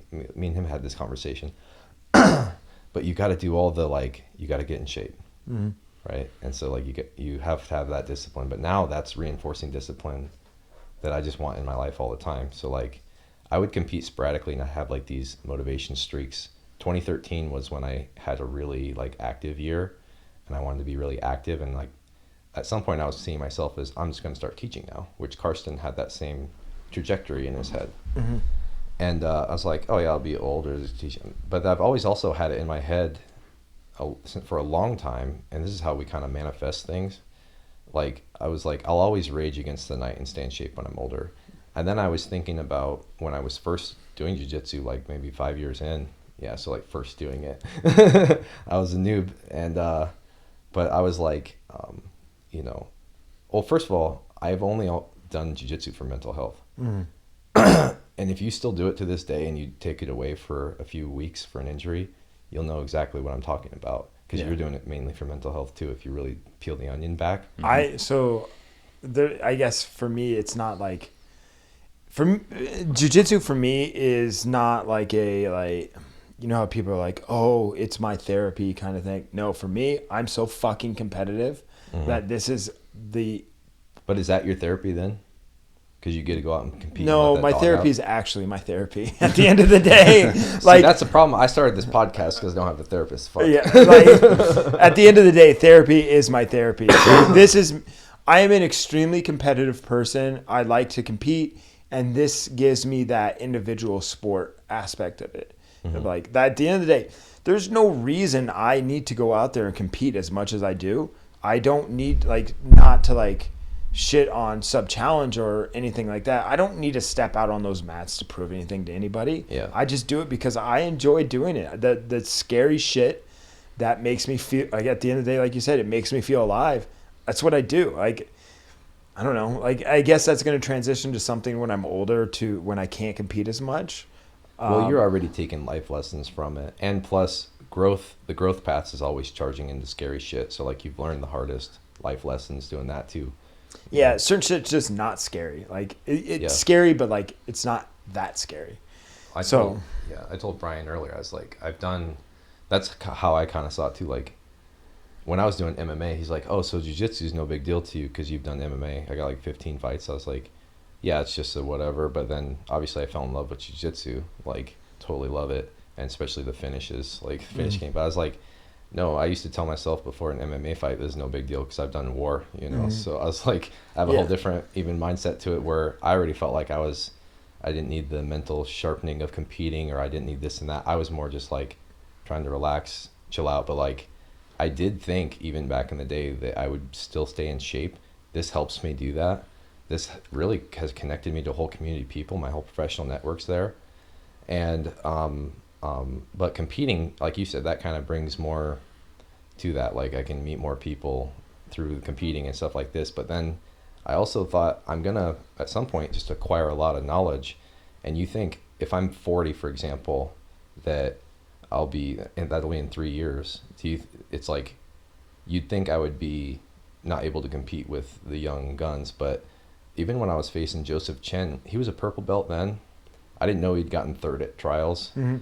But I didn't even know who he was. I was like, I'm gonna fuck this guy up. But I noticed that he had almost impossible for me to submit because he's got Craig Jones and other people trying to submit him all the time. But I was I don't know, people like that keep me sharp and this and that. But I still have that 18 years of knowledge, and a lot of it's outdated. My guard work and other things have gotten outdated. But I realized well, I can still finish a sub. And I still have this crazy bank that I can pull on. I have a huge bank. So I figured if I could stay in shape, I might actually, that years of experience might actually come into play, and I might get really active competing later in life. I could have seen that younger. And so I'm kind of playing that out now. And I still think I could, I think if I won an 80cc trials, I think it would be about 40 years old, because then they say it takes 5 years to be world class, and I've only spent the last 2 years just aiming my sights as high as I can and trying to push it forward, instead of even in 2013 when I was active, I was just I'll put on one last hurrah. And I had some good wins and stuff. I just went back and watched some of that stuff, and I was like, my jiu-jitsu was pretty good. And then I would do something and I'd be like, oh, don't ever do that. I know better now.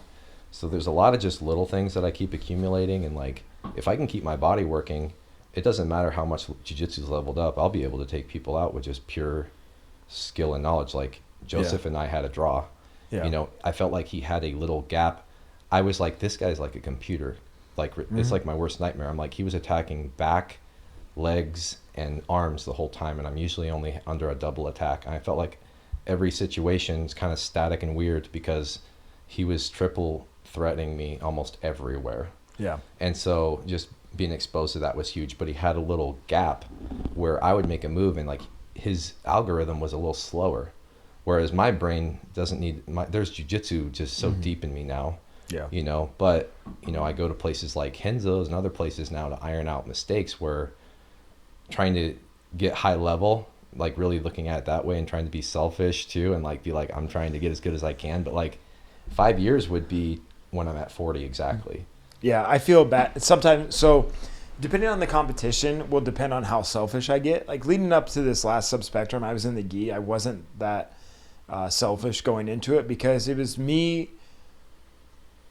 goofing is the way I describe it. Like it's which I thought about doing gi for the same reason, just getting out there and goofing. Just see where I'm at because I haven't competed. I competed once in the gi in 2021 at subspectrum at purple belt. But I hadn't done it again since then. And then probably before that was 2017 or something when we went up to Sioux Falls. That was probably the last 3 times I competed in the gi. But then I was getting ready for Pans in 2021. And I feel bad because Laron, you know, he's a like 41-year-old doctor. And I just was beating the shit out of him as I was getting ready for Nogi Pans. And then to this day, he still doesn't let me live it down because he would just come back. That was his first time back on the mats after taking the break from COVID. And he's like, yeah, so you remember when you welcomed me back by beating the hell out of me for a bunch of rounds? It was a great welcome back. And I was like, yeah, I was just getting ready for Pans where I, get to be selfish. I've learned to tell people now too, I'm getting ready for competition. But like, I kind of bring it, but I'm using by B, C, D, E, and F game and stuff like that. And then like, I scarred somebody at our gym recently and I didn't even know it. And it was just like, it was comp week, week before comp. And I remember now when he reminded me, but like it's seared in his mind, just like you were saying. Mm-hmm. He's like, I was like, yeah, I don't like crush you ever, this and that. He's like, it's just a few weeks ago. And he's like, you just lit me up. And just afterwards, I just am like, what the fuck just happened? And I was like, oh, I had a comp coming. But I think if like the 3 of us and like a few other people, I think we should make like an 80cc camp. Because a bunch of us want to go out to there. That's kind of what make a camp. That's more or less what we did last time. It just didn't take off the way it should have. Mm-hmm. Because, people have lives. They just, or it wasn't communicated out effectively or whatever it was. And I guess when the group that went with us, there was, I don't know if you trained with us much leading up to that. Just sporadically. Yeah. Bauer I was using you guys for high intense though. Like you guys fixed gaps that I had, which is another value when I go to these seminars. I'll roll with their guys and I'll show them how many gaps they have. Like I won't the roll rolls themselves. I don't want to. The rolls I themselves. don't fucking trust them. You don't roll with them? No, I don't. I don't trust like. I just do basic stuff and like pin them from top and don't let weird stuff happen. So the week of a competition, I won't roll with the big guy except for one big guy. Oh, big guys sometimes will fuck me up. I'll be like, guys. Jake Pudens is the only big guy I'll roll with the week of a competition because I trust him to not fuck me up. I know what you mean. You'll get hurt. I know this has been a theme on other, podcasts of yours, but for as big as he is and as strong as he is, he could be an absolute bully Hulk type person. But he loves playing bottom guard. He loves being lazy and getting underhooks and shoulder crunches. Like that's what he does. Yeah. So I can trust him to not fuck me up. He may kick me in the balls a couple times. Now, but I'm starting to roll when he does the more I roll, John Wayne. Yep. Yeah. The more I roll with him, like I feel like we're rolling more like how probably you and him roll or him and Carson roll. But I felt like for a long time when I was coming in there, because I have the black belt, and when sometimes I go somewhere, it's like.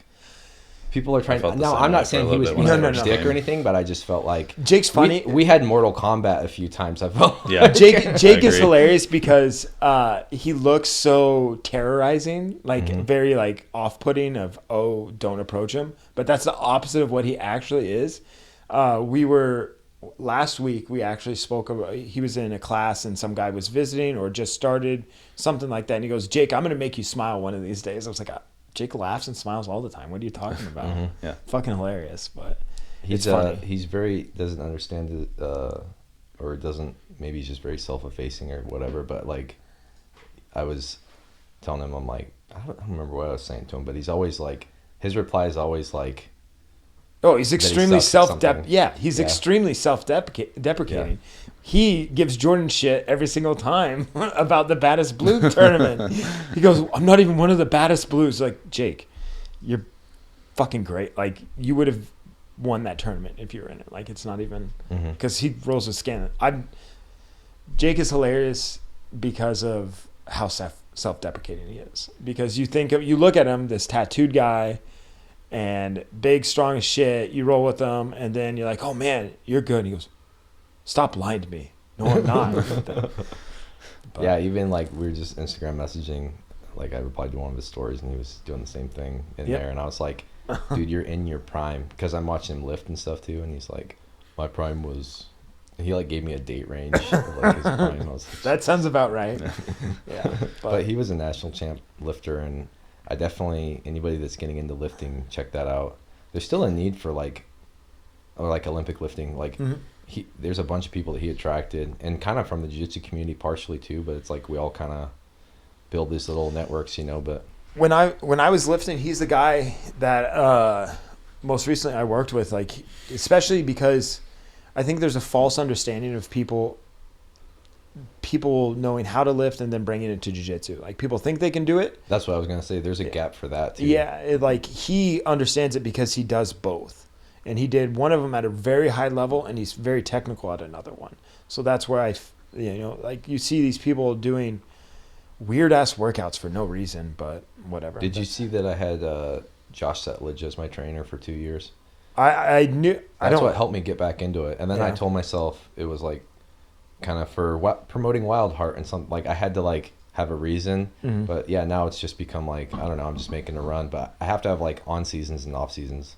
Because I've broken myself by doing 1 a month frequency. And then you've kind of like seen that too, where, I don't know, you have to have that time where you get better. Like you said, like be selfish and just focus. Like you said, reduce your things you work on. Like you have to have that time where you expand like an off season and you work on the other shit. And then you like, my physical fitness hasn't increased all year. It's gone down. Yeah.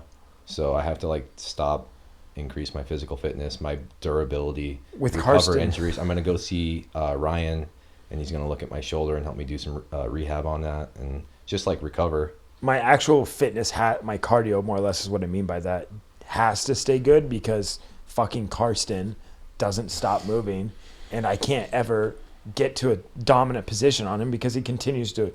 I don't get a break, more or less, is what it comes down to. Yeah. So he gasses me. Yeah. He's one of the few people that I just gas with anymore. Like, I feel like I can conserve energy, but against him, I can't. Like, there's no stopping point. And when it goes to competition, being able to think like, hey, is this person better than Karsten? Yeah. And I'm like, no. I'm like, oh, well, fuck, I'm good then. Like, at the end of so funny. And Phil's been using him to workshop stuff too. Like, and I've seen Phil iron out stuff by rolling with him, and like the hard rolls are good.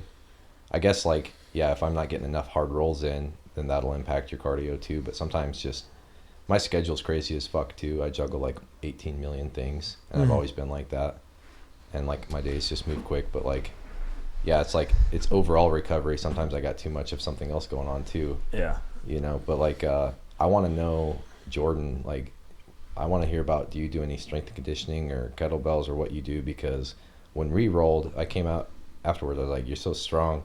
I couldn't even fold you in that guillotine, and I'm just like, every time I roll with you, you're solid as fuck, and it's like just farmer, old man strength style. But yeah, I don't hardly do any like physical fitness lifting. Like, I mean, little kettlebells and stuff here. I've started lifting a little bit more lately, just like for injury prevention. Like, cause starting to have like, you know, that rounded back, so I'm trying to like strengthen my back and get everything worked out that way. But I mean, I've always been like kind of an inherently like strong person, not necessarily in a weight room. I mean, I was strong in a weight room when I was playing football in high school and stuff like that. Like I think I still hold school records for squat at DCG and stuff like that. That's funny. But I mean, when I was a kid, it was like I was baling hay, you know, like farm boy strength stuff. And then, I mean, now it's like I'm moving those mats all the damn time. So it's like just little weird things all over the place that I feel like I just am able to maintain my strength. Like, even to this day, you're just, I guess, just doing jiu-jitsu and stuff. But, yeah, you just have, like, that natural farmer strength DNA or something. I don't know. All of Iowa has so many tough people. Like I said on the Kyvan podcast, I'll look forward to being the tough dude and the least tough dude in the state because we have so many people like that. bringing him into it, it was funny because one day our competition class, you both can probably attest to this, is I think pretty intense. Like you have to, like if you make it through there, you're good. Like people that come in for the first time and never been in there, they're not going to have a good time at a comp class. Mm-hmm. But one day, Kyvan decided to recruit half a fucking Iowa State wrestling team to come down and wrestle with us, and we got fucked up. Yeah. And on that same day, we had people from the University of Iowa in there, Rufin and Montel, both in there. And then I think we also had a guy, Jake Johnson, from UNI. Like, we got these bunch of fucking wrestlers in this comp class beating the hell out of us. Yeah. Yeah, when I found out he was going to come to that comp class, I popped into that last comp class, too. That was funny. That was funny because I puked at that class. But, like, that night before, I had that social event for the Henzo gym there. And, like, something happened where I stay up too late sometimes and I can't get back to sleep. Yeah. So I got, like, that manic energy sometimes. And I'm like, I just stayed up. I almost never do this, but I couldn't sleep that whole night. I stayed up the whole night. Yeah. And so my whole body was fucked. And the fact that Kyvan was going, I was like, fuck it. And I told you I was going to be 15 minutes late. I'm running through my ass to get there. And then, like, I knew it was going to suck for me because you already have a hard comp class. But I took some caffeine on an empty stomach, too, which makes me want to puke. And then I puked in your fucking bathroom, and I came back out for the puking rally. And I still got a bruised rib from it, too. But I also, like, I didn't get any, like, rolls in with Kyvan that I wanted either. But, like, I was fucked up that class. But, like, these guys, he's training more now, too. Like, yeah, these guys should be fucking us up in short order.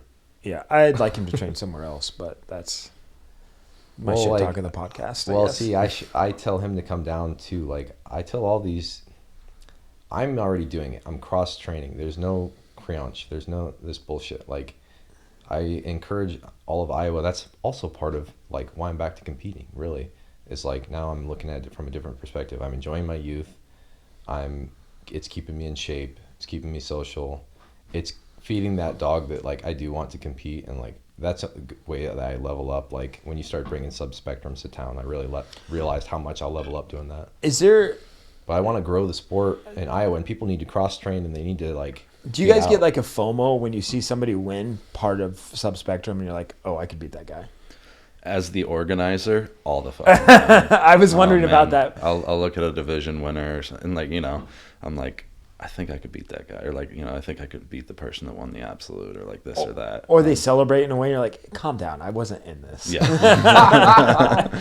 I've definitely said that in my head, or, like, I'm not gonna, like, well, like, because he's gotten better and proved himself. At first, when Sam won that in January, when he won it, when we had the All-Star game that night or whatever it was, the All-Star event, and there's 10 of the best that weren't already in there that could have won it, and then you weren't. Oh, you were on our team. Never mind. Yeah. But you get the point. Like, the cream of the crop just was not a part of the bracket, and he was celebrating big time. I was like, we need to chill out here for a second. Like, prove something, then celebrate. But I like it, though. I like. I bet you do from a promoter standpoint. From a promoter standpoint, I love that stuff. That helps you get more people out. Yeah, it gets more people excited because people are like, oh, I can beat that guy, or, like, if that guy's celebrating, I can go, you know, take away his shine and things like that. So, I love what he does. He's hilarious in the corner. We could make a whole compilation of things he says in the corner that are just hilarious. He's definitely, like, flipped me from, like, who the fuck is this guy? Oh, this guy's fucking awesome. Like that. Like, he's flipped me there. Like, the first time I saw it, it was like, come on, chill out. You beat, like,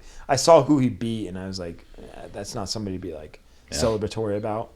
It's like 3 events in a row now. It's like consistent performances, always making it to the finals, or winning his division, or getting close to winning his division. It's like, you know, he's certainly earned a spot on a pro event. So I'm excited to have him as a part of that. I mean, what I'm more or less is eating my words on this is, like, he proved me wrong with everything that he's done. Yeah. He had a great run and everything. So. Well, and if you listen to him coach, you can tell that. And actually, I kind of been inspired by him coach. Like, I'm like, I need to walk people through stuff sometimes. I'm always scared to, like, because if they don't know exactly what I'm walking them through, you know, it depends on if they, like, or if they have a different thought, you have to let people play. That's why, I mean, I coached you kind of like, I knew it wasn't a big deal tournament for you, and I knew you're going to win that match, so I was just kind of coaching you. But, like, this weekend it was like, learning the subtle points and getting better at coaching is definitely, like, It's funny. He knows what he's doing. We had a guy compete this weekend that has put on the gi once in his entire life, and that he went into a gi division. He's put the gi on once his entire life, and the only time he did was when he competed in the gi last subspectrum. Zach? Yes. Yeah. So when I was trying to walk him through gi stuff, he's like, I'm sorry, Derrick, I just don't know what this means. I was like, well, all right. So that's what, like, when you have to tailor it to. Like, yeah, you have to tailor it. And obviously, if we're coaching random people, we don't know how to tailor it. And that's me and Phil made the joke about coaching random people. Mm-hmm. You were coaching against me. Yeah, I started coaching against you accidentally because that was right after me and Phil made the joke about how it's fun to coach random people. And when I see somebody about to, I only do it when I see a finish about to happen. And they're like, you're one step from checkmate. My skin's going nuts. Mm-hmm. I'm like, dude, do this. I'm like, if I have to tell people to pull their shin down to finish a triangle, because like there's about 1,000 more finishes I can see happening from triangle choke if they use their shin instead of doing all kinds of other random shit. Mm-hmm. So but yeah, like we need that. Like in terms of coaching, yeah, I fucked up and coached against you, and I apologize. And it didn't impact the match. No, it didn't impact the match at all. It was just really funny. We coached him on posturing up, and that lost him the match later. Because what we meant was, you're going to try and stall out, you're up 13-0. Mm-hmm. And he's like, I can probably just stall out low in his guard. I'm like, you're about to get choked, though. Mm-hmm. And so we're telling him to posture, but then he didn't posture in any way. He armbarred himself. The guy just armbarred him. Didn't break grips at all or anything like that. And so it was like we needed to actually walk him through. Or you need to train in the gi before you get in a gi tournament. That was different. And you put him in blue belt as a white belt. Well, he won the blue belt tournament last time. He won nogi? In gi. Oh. So that's why he hopped back in. It'd be funny if you actually gave him some skill like on other finishes. Like he's only been training though how long? A year. Yeah, so he'll be leveling up soon. Yeah. But like that's what we need is, and Subspectrum brings, and like you've encouraged people to like talk shit a little bit online, like help hype it up, like not necessarily like in a fake way, but just like I was telling Brian, some people, as you get into that, like hype it up a little. Some people fucking suck at it though and shouldn't. Yeah. Like one guy, I'm not gonna call him out because he might be a nice guy, and I think he got hurt this weekend, but he tried calling me out after I beat him. He goes, "Oh, give me 6 to 9 more months." I was like, "Do you not think I'm also getting better? Like, if you want to trash talk, get better." Yeah. Like definitely I see a little bit more of it happening now, like people sharing each other's stories, and like they're competing but they're not siloed in social media. But if you're training at the same gym or in the same town or something, like if I was competing against you next month, I probably at some point wouldn't be rolling with you just for a short amount of time. Mm-hmm. Yeah. You know, and it's like just because I'm gonna start refining some shit that I think will take you out, and I'm not gonna immunize you against that. I kind of wanted to bring this up. I was gonna bring it up earlier, but like I think it'd be kind of an interesting discussion between the two of us, since I'm not really talking that much over here, anyways. But like, obviously, we competed against each other however many months ago, March, so maybe like 5-6 months ago. I was just interested in like what kind of maybe like what your mindset was going into that match, what your expectations were, how you tailored your training, just any kind of insight into how you felt before and maybe even after that match. So it was like we competed way back when you were a purple belt. That was 2019 or something like that. Yeah. And you were a purple belt and I was a black belt, and I was a little worried about that one, but I was happy to get a finish there. And you'd already done the leg entry, and you were doing a lot of leg entry stuff I was a little worried about, but I was able to counter that, so I was like pumped for that. And then when this opportunity came up, I was about to start a comp season where I'd just gotten submitted by Mahmoud, and I felt like I just fucked up some of my guard work, my mindset, and I also am trying slowly to get more top game, and it's not just happening overnight. Because at the very higher levels, it's like I can't really integrate that yet. So I almost was like, I'm going to go do a small tournament and work my B game. And I've kind of was able to do that against Spencer. Like that whole match, I was trying to work my B game, and then finally said, fuck it. And that's when I was coaching you too, when you had top game this weekend. And then it was like, oh, sometimes fuck it, go for a leg lock. But like, I'm trying to work more, diversity of, I don't know, be more aggressive in certain situations. But like I was gonna go mop up some people down at a small tournament. That was my intent originally. And then he said, "Let me get you a super fight or something." I'm like, "Okay." And then he's like, "It's a local black belt," and it was like, I'm like, "Okay." And I was thinking of a few black belts maybe from down there, and I'm like, Yeah.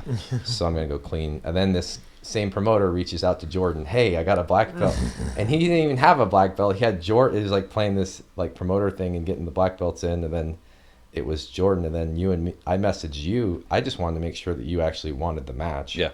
You know, because we already have the opportunity to train together plenty here in town, and it's always different when you compete with somebody that's like, we're all trying to have like a common goal and raise the level of jiu-jitsu in Iowa. And then you kind of mentioned that this will be good content, I think so, yeah, and it'll be a good match and whatever. And I'm like, all right, I'll do it. So I had to shift my mindset to, I'm going to compete against somebody high level. And then you're like, I've always wanted to do no time limit. And I was like, you were like, it's a bucket list. And I never had that on my bucket list, but I was like, yeah, I should do a no time limit. I was like, a no time limit with somebody that knows my entire game from watching it at Subspectrum. You've refed matches of mine. You've edited film of mine for hours and stuff. It's like a no time limit match with him could get out of hand, you know. But then I was like, no, I'm pretty sure I'm going to armbar him. Pretty sure I'm going to get on top and armbar him. And I was something like that. I was like, might go like 6 minutes and maybe get armbar. Yeah. And then I told you after the match, I go, what I was worried about was, so I wasn't like perfectly trained up for that one because I was still, this whole year, I need to take this little break here, heal some injuries, do all this and that. But I was coming off the Mahmoud fight and I'd fixed a lot of gaps already. And like you get better, like you level up every competition, you know, I feel like.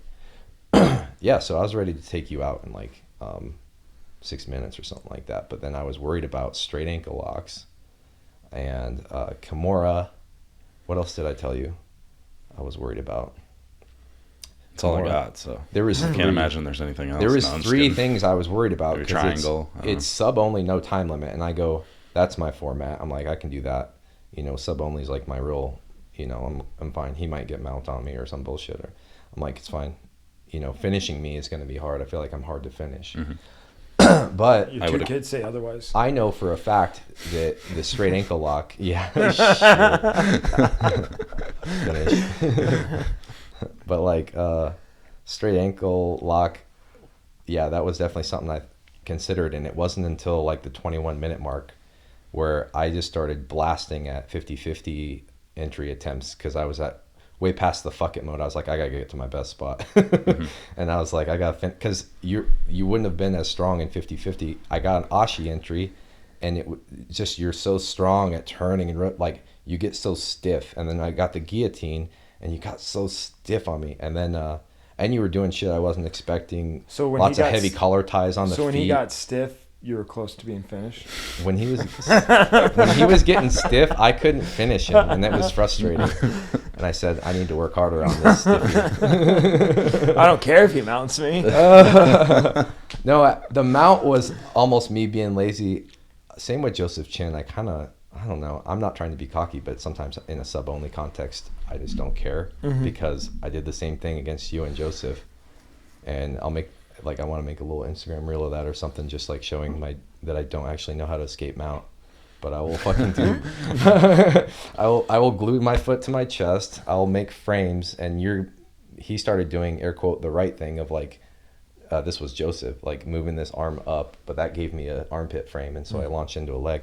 But like, yeah, like I was, by that point I was trying bullshit, and then I started going, I don't think he can put me away still, but I was like, I don't know if, and then the whole match, it was a mind fuck for me because I didn't know how much of a mind fuck it would be if I have a 10-minute match, I peak, or I can, you know, like towards the end of a match, I can be like, let me turn it on right now even more or whatever. But there was nothing there. And I was like, after those first few attempts, I was like, can I finish this dude? And every time I try and finish you, I'm using a ton of energy. And then I was like, I don't know if he can finish me. I don't know if I finish him. And then I'm just like, which guy's gonna finish first? Yeah, which guy's gonna finish first? Always Derrick's the game I love. over here. And like you had me in danger a few times too. And then obviously there's always the bullshit going on, like random little toe hold attempts, and you know, there's always like bullshit happening too. But like no, it was like, yeah, I just started diving for 50-50s, and this has been my problem with Joseph Chen too, funny enough, like, and other people when I get, so that's what I'm saying is like yeah, it's almost like just a high level match, like you get lazy for a second, and I've seen myself do that. Like I just leave apparently my left foot out there, because I ate a heel hook when we were in a 3-on-3 to win that $1,000 in Omaha with Phil. On that same one, it healed up, and then Joseph Chen hit me on that same ankle in the same match with a belly down straight ankle I slipped out of. And then he used the way I was inside slipping it to Aoki it late in the match. So I left my left ankle out for you too. So something about my guard work, how that's like my lead. And I used a lot of shin on shin with you just because I was like, it was coming off the Mahmoud match where he shredded my reverse De La Hiva constantly. And so I was just trying to use a different thing, and I didn't have anything else to follow up. Now I have more. From that match I learned more follow-ups from the shin on shin and dealing with that pressure. You would just like sit and chill. Yeah, it was like frustrating match like at some point, and then but then when you straight ankled it, it hurt it again, and now I wear ankle things. Did I say left already on the podcast? I shouldn't have said that. But I wear ankle things. Phil told me to start doing it because people keep randomly attacking that foot on like just little, you know, we always do bullshitty stuff. It's like bolt cutters and bullshitty. Like, so people have been attacking that ankle just randomly in matches, which makes it worse. So I've had a million non-submissions on that same bad ankle, and now I wear, and I sacrificed it because I knew my knee was okay, like in the Joseph Chen one. Yeah. Because in a team tournament, some part of my mind, it's like from being in the military or something, and Phil saw it on my face, it was like, you know, I can't let the team down. But if you're going to explode my knee, my team will understand. But like, once I got my knee safe, but the angle, and he was just going to explode my ankle, I was just like, adios. Because we were about to beat B team. Yeah. In my mind, we were about to beat B team. Yeah. I was about to eliminate this guy. I didn't know who he was, but he was a problem. And we were on we came there to win. I said at the weigh-ins, they're like, oh, you got B team first round. Apparently that made us a low seed. I was like, the two top seeds were the ones in the finals. And I named our team DSM Elite there and with us. And I was like, yeah, I have that mindset. Like, we could camp together or do training stuff. Like, we should look at it more as like, I made the realization there's only a few of us actually trying to compete at this level in town. And you think about all the black belts that we came and name in town, but I can name on my hand the only people that are trying like high level competition in town. And like, we got what we wanted out of that. We got some good content and this and that, but you know, then as I'm watching like you post reels and stuff, I'm just like, I might have to eliminate this guy sometime in the future. And that, we need that as like, especially men, like we need, if we're actually going to get good at any of this stuff, like we need to release from caring about that, like talk a little shit online, or I just talk shit to you just now in a sense, right? Like, but I also at the same time have to acknowledge like how fucking tough you are to put away now. And that's just my new reality as somebody who used to be able to put you away easily. And you're how many years into your jiu-jitsu journey, and you've been focusing on promoting and other things. But like, I know we inspired you when we did the trials, and you thought you might want to start competing. But if you want to like dial it up and do more high level competing, and I actually, when we were building that 5-man team, me and Derrick texting, like I was like, we were struggling to fill that 5-man team. Like, and I was like, the next highest level guy in town, I can't recruit because he's the promoter. Like, we can't, you know what I'm saying? So I already knew you were good, but not a lot of other people knew. I really wish I got to put you were that high level. I really wish I would have got to put together my dream team for that though. Yeah. Because it would have been the people you floated to me. I was like, I'm gonna be just Keith and John. And, Baker. I was like, I'm just happy to be here. Yeah. So that's who I was trying to float out. But so I'll change the question to you. Like, what was your mindset going into your match with Jared? So at that time, I felt really good about where I was. I'd been training pretty consistently with you guys over the past 5-6 months, and I felt like I was kind of like getting back to like my sharp level where like I felt like I was actually good again. Because I think I went through like a lull before that, and you know, when I when I first started training over there, I was getting fucked up by people that I felt like shouldn't be able to do that to me.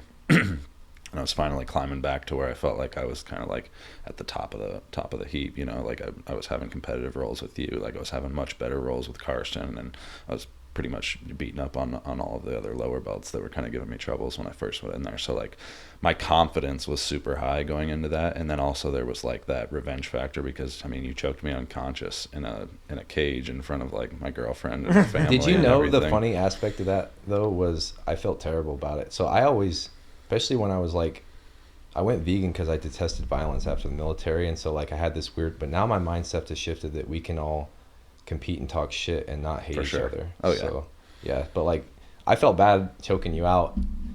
It's so funny because if you would have choked me out, I felt 100 times worse. So you just like kill or be killed. Yeah. Oh, that's my mindset going into matches. I don't give a fuck. I'll break it. You just I realize I have to be, and those younger kids that are competing, they're naturally into it. They're trying to break my fingers and shit illegal. They're just like savages, you know.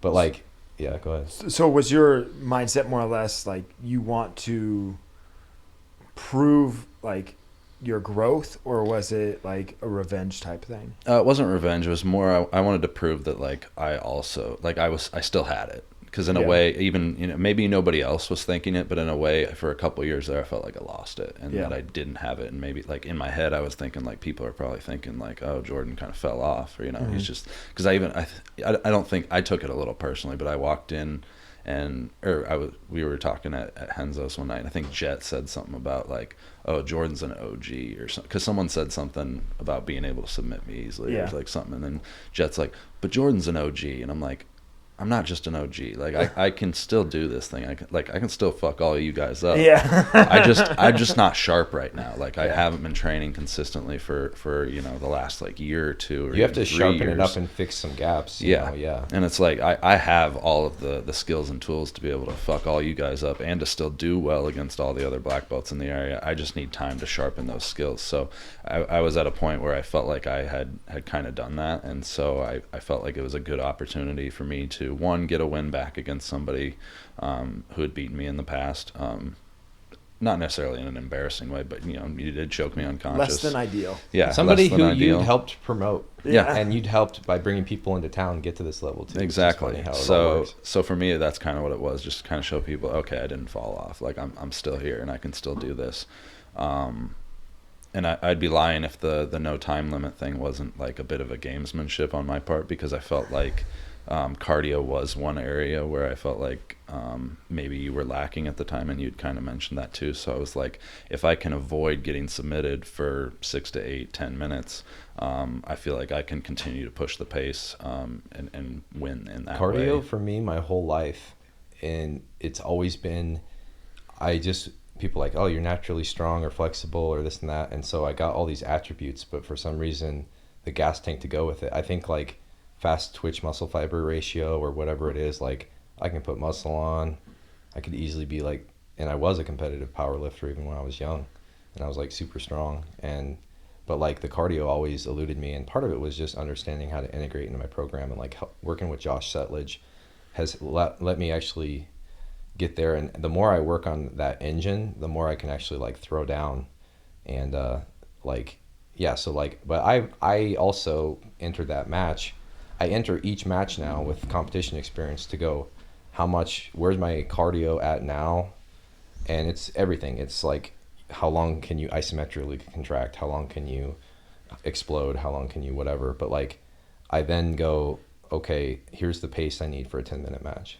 And I pick my pace, and then I try every tournament to push deeper into that suck zone more and more and more, you know, and like also getting like the gym set up in my basement just finally. So like I'm going to have this off season, like level up my cardio more.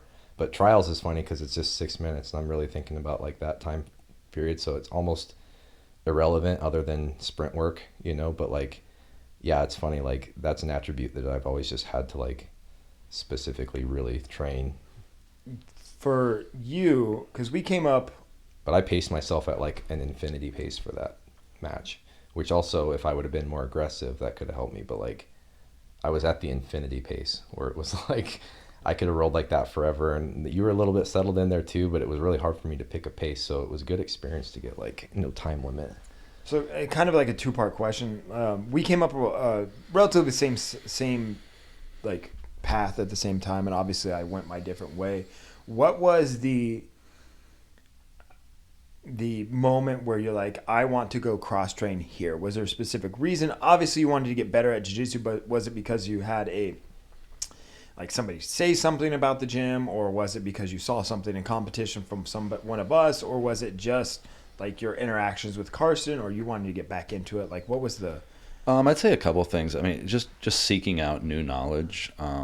'Cause sometimes, especially if you're in the same curriculum and it's just being, done over and over again, you can kind of just be like, well, yeah, I've seen this, 12, 15, 20 times now. So just being able to seek new knowledge and just like going, I've always, from day one, I've always been like looking to go to like other open mats in town. Mm-hmm. And I think I went to it was like a Friday open mat, with Karsten over there, and so like the first 30 minutes, like sometimes people will drill. I don't think you guys really hardly do that anymore. Not really, because Thursday we have a drill class now. Yep, so yeah.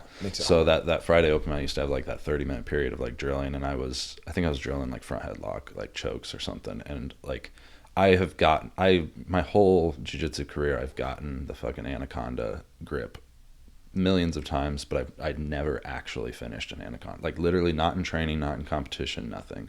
And like Karsten just comes over and he's like, oh, you just do this different. And like after that, I started finishing everybody with anacondas. Yeah. So like just to have somebody that I was like, oh, like they can just be that outside person that can just fix one little thing, something that I'm already really good at. I'm really good at getting to the position, but he tweaked just one little thing to help me get the finish. And now like I'm finishing everybody with a move that I used to just think like, fuck, this doesn't work. I guess that's the fear of people something. that don't want to cross train, is giving away secret techniques. But like if you remember when I choked you out with that Japanese necktie, I think it was a week later that I showed you the defense to the Japanese necktie, just because I really wanted to show you. Probably. Yeah. And that's the kind of weirdness about competing with people like locally and stuff that brings, but like, because people will see it and like we will know that it's like each time it could be a different result. 100%. Yeah. And that's just how it's going to be, because we train together and we know like I don't know if I would beat Derrick in a competition. I actually think like Phil might beat me in a competition, because if I just ran across somebody like that, I'd be like, what the I'd be just his aggression and this and that, they would just be putting me on the ropes the whole time. But like, we've all grown together, I guess, in a sense, and like that's how you actually get better at jiu-jitsu. This is kind of like, let me bask in let me get credit to myself. Like, if you guys were to prepare for a match with me, what would you guys try and do? Give this to my future opponents. What would you try and do in a match with me? How would you prepare for that? So Derrick recently so your leg game developed in parallel to mine. It's kind of funny because we didn't train a whole lot when we were both learning leg game. Mm-hmm. And so like it's funny like how we just kind of stall each other out in the legs. So I don't have my like fuck it button, and I don't think you would have your fuck it button. And I think it'd be the same on Jordan, because he was really tough to leg lock. Mm-hmm. And especially finishing. I've got entries on both you guys. Mm-hmm. I feel like I will get an Ashi entry on either one of you guys in a match, even in a roll, and finishing it almost never happened anymore. Mm-hmm. And then so I don't know, like what would you do to try and take him, because now he's developed the top game now too. Mm-hmm. And so now he's got good passing, and his guard work has gotten so much better. So I think it's weird, but like I think my best chance would be like some type of close guard attack. Whether it's like a shoulder crunch to a Kimura, or like some type of triangle setup, whatever it is, like from the thousands of rolls that we've had, I feel like that's probably the area where I've had the most success. Yeah. I guess that's probably the direction. I did a shoulder crunch to an armbar and kind of hurt your arm a little bit one time, but I felt like armbarring. I would try and armbar both of you. That was my plan, because I know you said you were worried about heel hook and Japanese and something else, but like, I think for sure. And you're seeing armbar as a growing piece of the pie chart in ADCC statistics, which is funny. Yeah. I think what happened, you had like I'm trying to remember what I might try and triangle choke, just because you guys aren't going to be put away on any kind of other choke. Yeah, the triangle's always just like, if somebody's really hard to finish, it's like, well, if I put that on, like, they can't just gut that out. Triangle's and king, I've just armbar's king. And that was like the first submission that I really latched onto and loved and felt like I was like pretty high level at. So, yeah, I mean, I was just wondering, because you guys were talking about like your mindset going into each other's matches. So I was just wondering how you guys would approach me. I would just like take the mindset like, I'm just going to fuck you up. I've been taking that mindset more in tournaments, and it helps me. Yeah. I'm not actually a cocky whatever person like that, but it's just been helping me. Well, it's the mindset you have to get into sometimes. Yeah. So I was just, it's like the mindset to be in. But I would just like because at least hopefully you'll pull guard. But now both of you have leveled up your wrestling to where I kind of been with Spencer. I was stalling out in the wrestling. I tried for 4 minutes of wrestling before I pulled. Yeah. So anybody that says I'm still just doing guard pulling, like I hit a foot sweep. I didn't want to commit to anything, and with you guys, you'll choke me, and I'll choke you if you commit to anything that's not right for a takedown. So that's why I do foot sweeps. So like, I would hope would you pull guard with me? No, I'd wrestle. You'd wrestle with me. If I just to try and fatigue me down. Yes. So I would try and make you tired, because if we're gonna have a match, I would want it to be a longer match, or I would try and keep the intensity very high the entire time. Because I would feel that my gas tank is better than yours, and I'm bigger, so you have to carry my weight too in those situations. You're both a little bigger, yeah. Yeah, so that would be my approach to those, is that if I can make you wrestle, push you, like make you work, because you are good at being defensively sound, so you can kind of catch that wind, that second wind, etc. And I don't want to give you in those positions. Like you and mount, you're tough to deal with when I'm in top mount, because you keep your discipline there. So like I can't, if I want to have that sort of style where I'm just being brutal, trying to wear you down and stuff, I can't let you get into those positions. Yep. So that was like a big part of the strategy going into you. It was like on the feet. It was like the Andre Galvao versus Pena. It was like, I'm gonna hang on his neck, just try to do anything I can to make. I hated the neck hanging. Make him I didn't really know tired. how much I would hate that, but it mind fucked my wrestling that I planned on doing. Because I still think I have better wrestling than both you guys. That's fair. I don't wrestle. I never commit to it and want to expend all that fucking energy.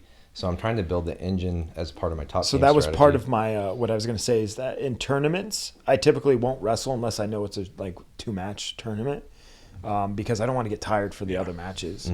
But in a super fight, I'm fine with wrestling until I get to a point where, because there's, going back to the ADCC statistics, and just from a like logical standpoint, heel hooks and leg locks don't work later in the match. Like they're so much tougher, slippery, and they get cued on to what you're trying to enter with if you tried them early. Yeah. So my idea is that like with Jacob Robinson, I was going to wrestle with him for a little bit and then see how he reacted to things, because most people, when they like, he probably specifically prepared for me to drop into a leg, or at least he should have, I should say. And so if I came out wrestling, throw him off, and then I can do whatever. So super fights, I will wrestle. Tournaments, I won't wrestle in the beginning.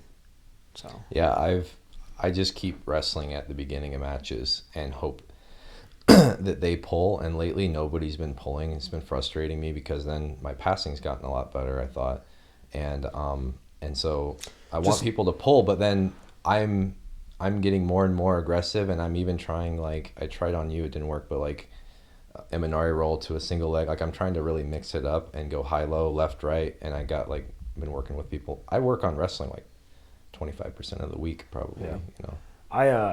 But like if you can't get them down, you can't do, and for trials in the 6-minute burst you could do that. And I think, like you said, you'd want a long match with me, but I would want, like, I think the format, that OS format, I started thinking, I was like, this is my fucking format. Just for me personally. That's just fight to win, though. Is it same? Yeah, exactly. Fight to win. I thought when you have judges, because I was like, if I can go out there with you guys, 10 minutes, I know the definitive 10 minutes, and I'm like, okay, I can push for 10 minutes. Obviously, with the way I'd like to push, it would be like more like maybe an 8-minute match, but like, if it's 10, I do many 10s. I've done 20. I've done all the numbers, and I can compete at that. But I can push for 10, and I don't know if I can score points. I suck at scoring sometimes, but if I can show submission attempts, all the intangibles that count on a judge. Yeah. So I would rather take both of you if we were competing locally at OS to defend my 85 title. I'm not trying to give Jonah an idea. I'd rather take somebody else on. Fucking roll with you guys enough. I already have a match offer for the 23rd. Yeah, I don't really care. I had a match offer. You had one? It was You you. have? It was me. Yeah. Well, you said in the comments that you got next on the thing. Somebody told me that. I didn't know that. Yeah, I'm just going to be in Oregon at that time. So otherwise I would potentially consider it. But We almost had a match announcement. I think if you saw me in OS, you know, it's always a coin toss and I can always get caught. But I think in 10 minutes with a judge, I think if I think already 10 minutes into our other match, I maybe could have eked out a decision. You know what's the because that's when the guillotine attempt came, and they can score things intangibly, you know, like if I can just stay scoring on things that aren't even scoring, and obviously looking for the sub, and doing so, I can get rewarded for the fact that I looked for the sub a little bit. The funniest thing about when you guys were having match with each other, you guys were both training at the gym, so it was really weird. I couldn't imagine. Both would come into his house. I was like, are they training him up on how to beat me, or are they training? I didn't really tailor anything for you. I mean, just because what's to know? I mean, I already know you guys, so I didn't like sit there and go, I need to look at film. But even me and Derrick have looked at film of people, and other people go, it doesn't matter who I'm facing. And I think they got that from their coach. Like I had a wrestling coach. It's like, it shouldn't matter who you're facing. I think they're thinking people will freak themselves out or whatever. And you also don't want to research their best position and somehow mentally end up there because you researched it so much. Self-fulfilling. No matter what, you don't want to be in people's best positions. Like, period. Like, you don't want to be in my best positions, and I don't want to be in yours of either one of you guys. You know, and some of those are getting harder to define because all of us got good things. But I mean, it comes to like, I don't know, certain submissions you would finish me with. Yeah. Derrick could catch me on a counter heel hook, I think, pretty easily. And I also think a guillotine and also just pounding me out from mount and getting underneath Derrick's mount. Because I think I think he could head and arm choke me if he played that long enough. Even though like when I had the Austin Baker match, you know, I was like, he's never going to submit me. And he'd even choked out fucking Hillbilly Hammer right before that. So, but I was like, but I mean, the way Derrick's pressuring from mount, I'm pretty sure he's going to get a head and arm if I just fuck around there too long, and I'm going to find out. I fucking love mount now. Yeah. I love. There's something that changed in my game where I went from being the butt scooter that sits on bottom all the time and catches submissions to being on top where I can just like dictate whatever the fuck I want to do to somebody. Yeah. It's like, it's a great feeling. No, I like all that pending and stuff, and just at the higher levels, that's why I'm training more top game. And you had me in mount in that match too. Like, I didn't like I was like, oh, haha, he's about to mount me, right? Disrespected, which is always a problem. I was like, why is he gluing me down like this? I'm going to have to use my bullshit button to get out of this thing. Like, fuck this. So like, but if you do that to higher level people, what submissions do I have from down there versus you? You're doing what Danaher says, pressure over time leading to a submission. So like, I've been working a lot of top game too. You haven't seen it yet. I hoped to show people at the OS, which is now, we talked about, do we just do high level or low level or this or that? Like, I was just seeking out the highest level matches I can get, but kind of this year when I was even wanting to do that small one against random people, not necessarily you was my original thought. Yeah. But it was like, I'm trying to, if I'm really high level, then I'll play my B game in a low level tournament, and having that capability, competing is valuable. But if I go and do Midwest finishers, which the top of their bracket is literally the top of the ADCC trials bracket. So then I can learn about chipping away over there, but then I can go do OS and work on my game. And let also hungry people coming up, I always give access. Like, I didn't take a choke over you years ago and just go, well, I'm retired and I'm the best black belt. Fuck you guys. Fuck all you. I always want to try and take out the top people, but I want to give people coming up a chance. Like, you think you can take me out? Let's go. And then apparently Spencer felt good after that match, is what Brian told me, because he didn't get submitted. Yeah. And so like so now I'm having to deal with people who are just trying not to get submitted in a match. That's what I don't want. So like, not that I have an actual name by any means, but I don't want people to like have me as a like trophy of, oh, I beat Derrick, blah blah blah. But we're trying to get that at big tournaments ourselves. Yeah, so but I don't kinda, have to reciprocate. You don't have to reciprocate, but I feel like if you're going to be a well-rounded competitor, I might split my time. Plus, my kids go... 1 second. Fuck them kids. All right, keep going. My kids go, so Dad, you know how you used to get like gold medals? Like, you know, you don't get any of those anymore. And they like when I get the gold medals or something like that. Like, I know it's silly, but I was like, I do need to go and show I can win. And so I signed up after that one and I'd already planned on this one, the Omaha World Series of Jiu-Jitsu. And actually some pretty good guys entered that, and the finals was a brown belt. And I'd competed against like his coach years ago or something. That's what I'm doing now. Like these guys know me from like their coaches, like Clinchfield. I competed against his dad, Nate Clinchfield. Kleinfield? Kleinfield, or what's that? He just won from Mason Kleinfield. Kleinfeld? Yeah. Like I think that Nate, his dad, owns the gym up there, Yeah, I think next so level. too. Yep. But like, so I compete against his dad, and I told him that. But it's just like, yeah, like I have to keep, as this new generation comes up, like I'll make myself available. They can try and trophy. Like that's the risk. Yeah. And what did Jordan got? Good content out of it. Like, and he made a lot of reels about that. It was like 3. I noticed that he made a lot of reels about that. But you know what that means? That means he respected that W. Yeah, that's true. That's true. And that also is a testament to the work I've done too. So it does. That's true. Plus, I learned a lot from the match. So I'm more of a asshole ego guy that like I just don't like. It'll keep you spry to let those guys try and that's knock true. you off, and it lets more people know you can put down their best guy at their local gym. That's true. I just look at it more of an aspect of like when people try and make a bigger deal out of like a win. Like It's immature. Yeah. It just happened. Like people lose all the time. Shit happens in matches. There's nobody that has Anybody gone can do undefeated shit. in jiu-jitsu ever. Yeah. I don't care what Hickson said. He didn't go undefeated. Like even so, he can go ahead and enter anything he wants now and see. Even at his age level, it's tough. Like yeah. So at the end of the day, I just don't want to be. I honestly don't want to be a highlight reel. That's what I really mean by all that. I've been a highlight reel before and all that, but I think we all take that risk. We just can accept that risk, like because even, you know, if you do another one of those advanced, you know, opens at subspectrum, you're going to put yourself available. Yeah, I will for to sure. being somebody's biggest win of their career, or you know, that's the first time someone's like some up and comer. I beat my first black belt or something, and then you're just like they make a huge like 30 reels about it or something, and you just have to go. You know what? That's a testament to me, I guess, in a way. But I don't know. It's tough.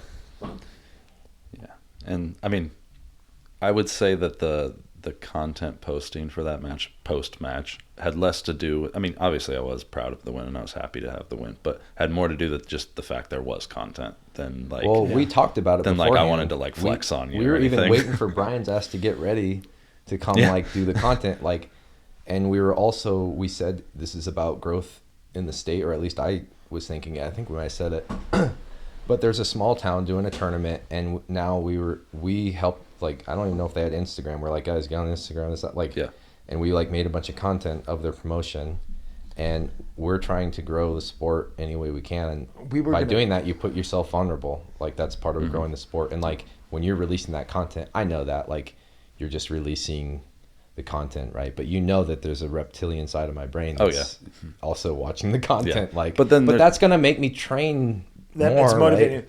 That they were gonna do a team tournament. And we were going to put out a fucking super team to go out just there. Just destroy a bunch of blue belts. So it was one open belt and weight, which would have been me. Then we were going to bring Big Jake Pudens. And then Joe Spindler was also going to be on there.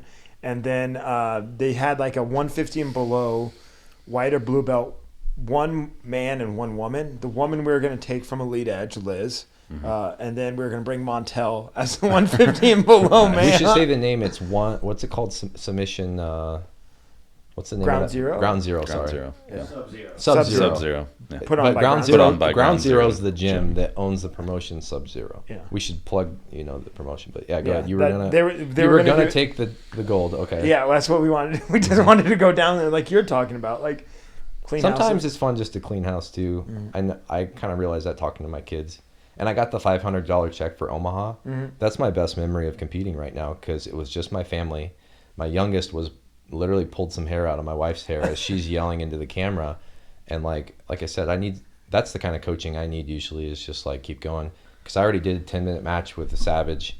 And then like I had to finish a choke in overtime. And I was like, my arms didn't necessarily want to finish it. So I'm like pushing back and telling it to go. And that was like a family vacation paid for by that $500. You got a big check, right? Yeah, it's downstairs if you want to see it. I got something I probably should say more of is props to Jordan because he got me onto the On It Invitational a while back in 2018, and I won the fastest submission or something like that. So I got a $750 big check, but I forgot it at my Airbnb, and I didn't want to be that guy that was going through the airport with the big giant fucking check. check. And it's only $750, so I look like an asshole. Did it roll up or not? Because mine No, rolled up like a poster, so it Oh, was that's super nice. convenient. No, mine was like they took cardboard and taped it to it, so it was really fucking stupid. Yeah. And I didn't want to be like that guy. Like, I what? was like, where are you gonna put it on the plane? Yeah, You like know? what? Who's this asshole walking around the airport with a $750 big check? You're always in the running for fastest submission. Yeah, I love it. That And I stole a move from you just like, when I sat guard and just ashi. I don't know what started me Sit doing and that. single X. Yep, that's what I do. Like, Don't approach a seated guard like that. And that's something competing teaches you too is like, I don't just go meandering into a seated guard. Like I wrestle. I'm like wrestling a midget in that time. Like that's what me and Phil started saying, like not necessarily in those words, but like you're wrestling still and they're wrestling still. So like you got to match head levels, which something Wiltsy gave me like a little tip on in a seminar, but like match head levels and just like you got to be pummeling and you got to be doing all your things. fucking hate seminars. And Fucking can't stand going to them though. Why is that? His? No, all seminars. Like, What is it that you don't like about him? I don't have the attention span, and I just get hungry. Like some people put them on way too long, and Maybe we should just like workshop stuff or something. I mean, that's what I do with Carson most of the time. But I mean, like if we're giving one because we want to have a good experience for them. well, I mean, I assume, like also with like what I want to learn. Usually, I need it very individual. That's what I'm saying is we've been, but for us usually, because I was getting the most of the value out of Wiltsy's seminar by asking him questions. Yeah, that makes sense. And that's what I do when I come to Carson's classes a lot One of my too. favorite memories with Jordan is at a seminar, though. They say don't meet your heroes. Met Dean Lister. Dude showed up to the seminar with a 6-pack of Blue Moon and was drinking them in the middle of a fucking seminar. Like, would take breaks in between, showing us his highlight reels on fucking iPad. But some of these guys are just living the rock star life because I know exactly this is these like type of guys. 2015, so like Yeah. he was like within recent like wins of ADCC, etc. But He's probably still recovering from getting smushed by Josh Barnett. yes, Mentally recovering. yeah, Jesus Christ. But I got Jordan threw up at the seminar too because The next I was morning, because we went out with Dean Lister like all night, and at 2 a.m. he's trying to bring girls home by showing them his UFC fights on his phone. He Yeah. says, "I swear it's me. I Yeah. swear it's me." they say And I don't was be like, your yeah, heroes. It's so funny don't because meet this your heroes. archetype that you're describing, it's an archetype. Like I've met these exact dudes, like high level dudes that are like in that they're just like they get drunk before the seminar. I had Jeff Glover Yeah. showed up drunk. He's I in think hot he went water to the right now strip club. too. Probably. Oh, is he? But like Yeah. he showed up to our seminar like badly hungover. Luckily, he still taught some good stuff and everything. Like he was at the seminar, but Yeah, it was when I stayed in San Diego for like 6 weeks. The first time I went to Victory, like oh, I'm gonna go learn from Jeff Glover today. I walk in or whatever, and class is about to start. He stands up and he's like, "Fuck, man, I'm sick of jiu-jitsu," and he just like grabs one of his purple belts and tells him to teach class. And he just showed up in walked out. jeans and I no was shirt like, to class when I trained there. "Bro, I came here to learn from Oh you," my God, and like that's yeah. I just another like don't meet your heroes moment because Yep. he's just like, fuck, man, I'm sick of jiu-jitsu, and then like just walks out. Like, granted, I went back a few other times and trained with him, and he was actually like really cool and everything. But just that initial experience was like, Dean Lister taught me some good details though while I was out there though. Yeah. On, like finishing a head and arm. But like, he's living that life where like he just like, he's a surfer bum. Yeah. Meets a rock star that he doesn't really compete a lot, but he just kind of like, he can still like book seminars or classes or whatever. Yeah. I used to fall asleep to his DVD because I was like homeless at the time, and I was about to start sleeping in the gym, but then Jared let me sleep on his couch. Yeah. And I would just watch that every night, like leg lock. His like leg lock DVD is like where I first learned leg lock, so I would just fall asleep to that every night, over and over, watching that stuff. So it's interesting to meet him after him having such a important impact on my leg lock development. He was probably also like at a very bad point in his life. Yeah, you imagine that like. Just was, you know. Yeah. Hopefully that's not just like his MO day to day. Are you gonna keep the competing going? You got anything else planned or what? Yeah, dude. Like, I was like ready to go like full bore into it. Like Chicago Open, that's the best. Like leading up to that was the best I'd ever felt, the sharpest I've ever felt. And then just 10 seconds into the match, like non-contact injury, just tore my meniscus. I'm just kind of trying to recover from that. And then a couple weeks ago, I was rock climbing and my finger got caught in a hold and I fell. I slipped and fell, so now I tore like at least one, maybe two of the ligaments in my pinky. So like, I mean, you know, your finger goes like this. Yeah. It does that sideways right now. Like the joint is just like not stable whatsoever. That's tough. So just a couple of like back-to-back injuries, but my knee's mostly fine now. I'm gonna tape my finger up and just start doing it again. I need to go get it checked out, just make sure I don't need to actually have anything done to it. But I'm gonna get back into everything, and I still have aspirations to compete. It's just a couple of injuries here that hit me. Phil's just coming back from that knee injury too. That Mahmoud match just exploded randomly. Yeah. And I think both of us, it was a product of just not warming up enough, or like, you know, based on what I saw from Phil's. That's what I started he obviously telling could have him, helped himself. I if watched he the would have position. reinforced. It was a terrible position. The reinforce. Yeah. You and me know what we're talking about. I told him, and he goes, "I should always be reinforced." So yeah. I've popped my LCL so many times, just like literally grabbing for a triangle or like omoplata, like, you know, different things like that. So I just know that I always have to have my knee reinforced, or because of my risk like of tearing that high LCL mobility. again. Like I know if shit happens, I'm gonna have to need to use that mobility. So I have a huge, like 10 things I do that are like focused on warming myself up, and like a bunch of those are just knee based. Yeah. Like all knee based. Like I do like knee over toe stuff. I bring kettlebells to every competition. I bring one kettlebell. Mm-hmm. I use it to foam roll myself and put weight on the foam roll. And then I do these side squats and I get some knees over toe action, maybe hit some sprints. If I don't have someone there with me to just like do a few situationals real quick to get my sweat going, then I hit a few sprints or something, and then then you let yourself fully cool down from that, and then you're good to go. But like that's like the opposite. I don't do shit for warming up. The most extensive warm up I ever did was for our match by far. I think I was like, because I brought like little dumbbells and like a kettlebell too, and I kind of was doing the same thing, and like my hamstrings were more like they were sore from my warm up as opposed to I learned to walk the actual that match line, itself. like, but like I felt really like kettlebell. good going in there. Yeah. I do heavier kettlebells throughout the week for my warm up for jiu-jitsu, but then when I switch to competition, it's a lighter kettlebell, same warm up for competition, and then I'm not running into that problem because you don't want to fatigue yourself. But you don't do nothing. You saw me warm up on Saturday. You think that you're ever going to get injured doing that, or? I've only been injured once in tournament or in competition, and it was when nothing could have stopped it. My knee went sideways on a lateral knee bar. So, I mean, nothing's going to like prevent that when somebody goes into it hard. So, So you could have been lucky. I don't know. Maybe as you get older, you might have to think about it. You're still young, actually, at 32. I mean, I guess, yeah. But like, how many UFC champions are 32? Is a big number. Is it age range? Yeah, that's like a good time. I don't know how many ADCC champions are 32. It's kind of split. There's kind of a split of ages on the ADCC, but yeah, we're seeing the younger and younger be the real savages. I think they're super spongy and durable. All of them are under 28, I think. But Craig's not champion, but Kynan is Craig's my age, I think. No, Craig's my age. He's Is he? yeah. He's I think 32, 33, somewhere in there. Yeah. And then Kynan is mid-20s. Gordon is like 28. Who was 80? Giancarlo obviously is young too. Who was 77's champ? Rotolo? Yep.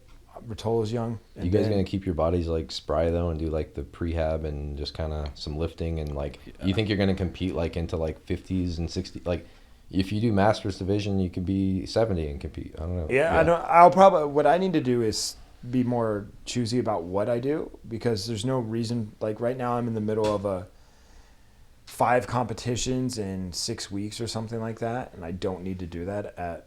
There's no point. You shouldn't really sustain that. Yeah. Like. And then I did the same thing in April. I signed up for way too much shit all at once, and then I just was burnt out by the third one. I did the Orbit, then I did Chicago Open, and then I did Sub Spectrum, and I was tired, and I was like, I don't have any desire to continue.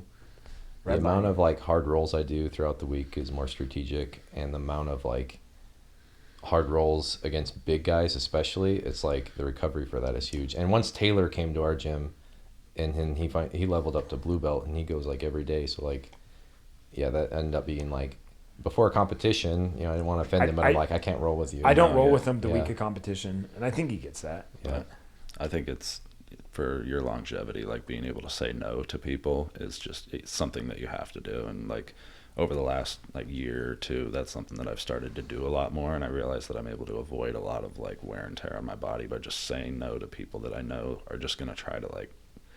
Not necessarily hurt me, but they're just gonna.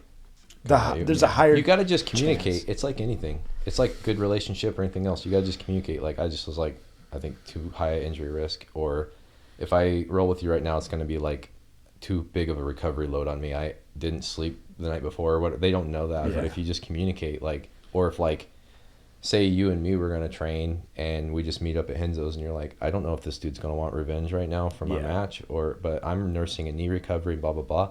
You just have the conversation.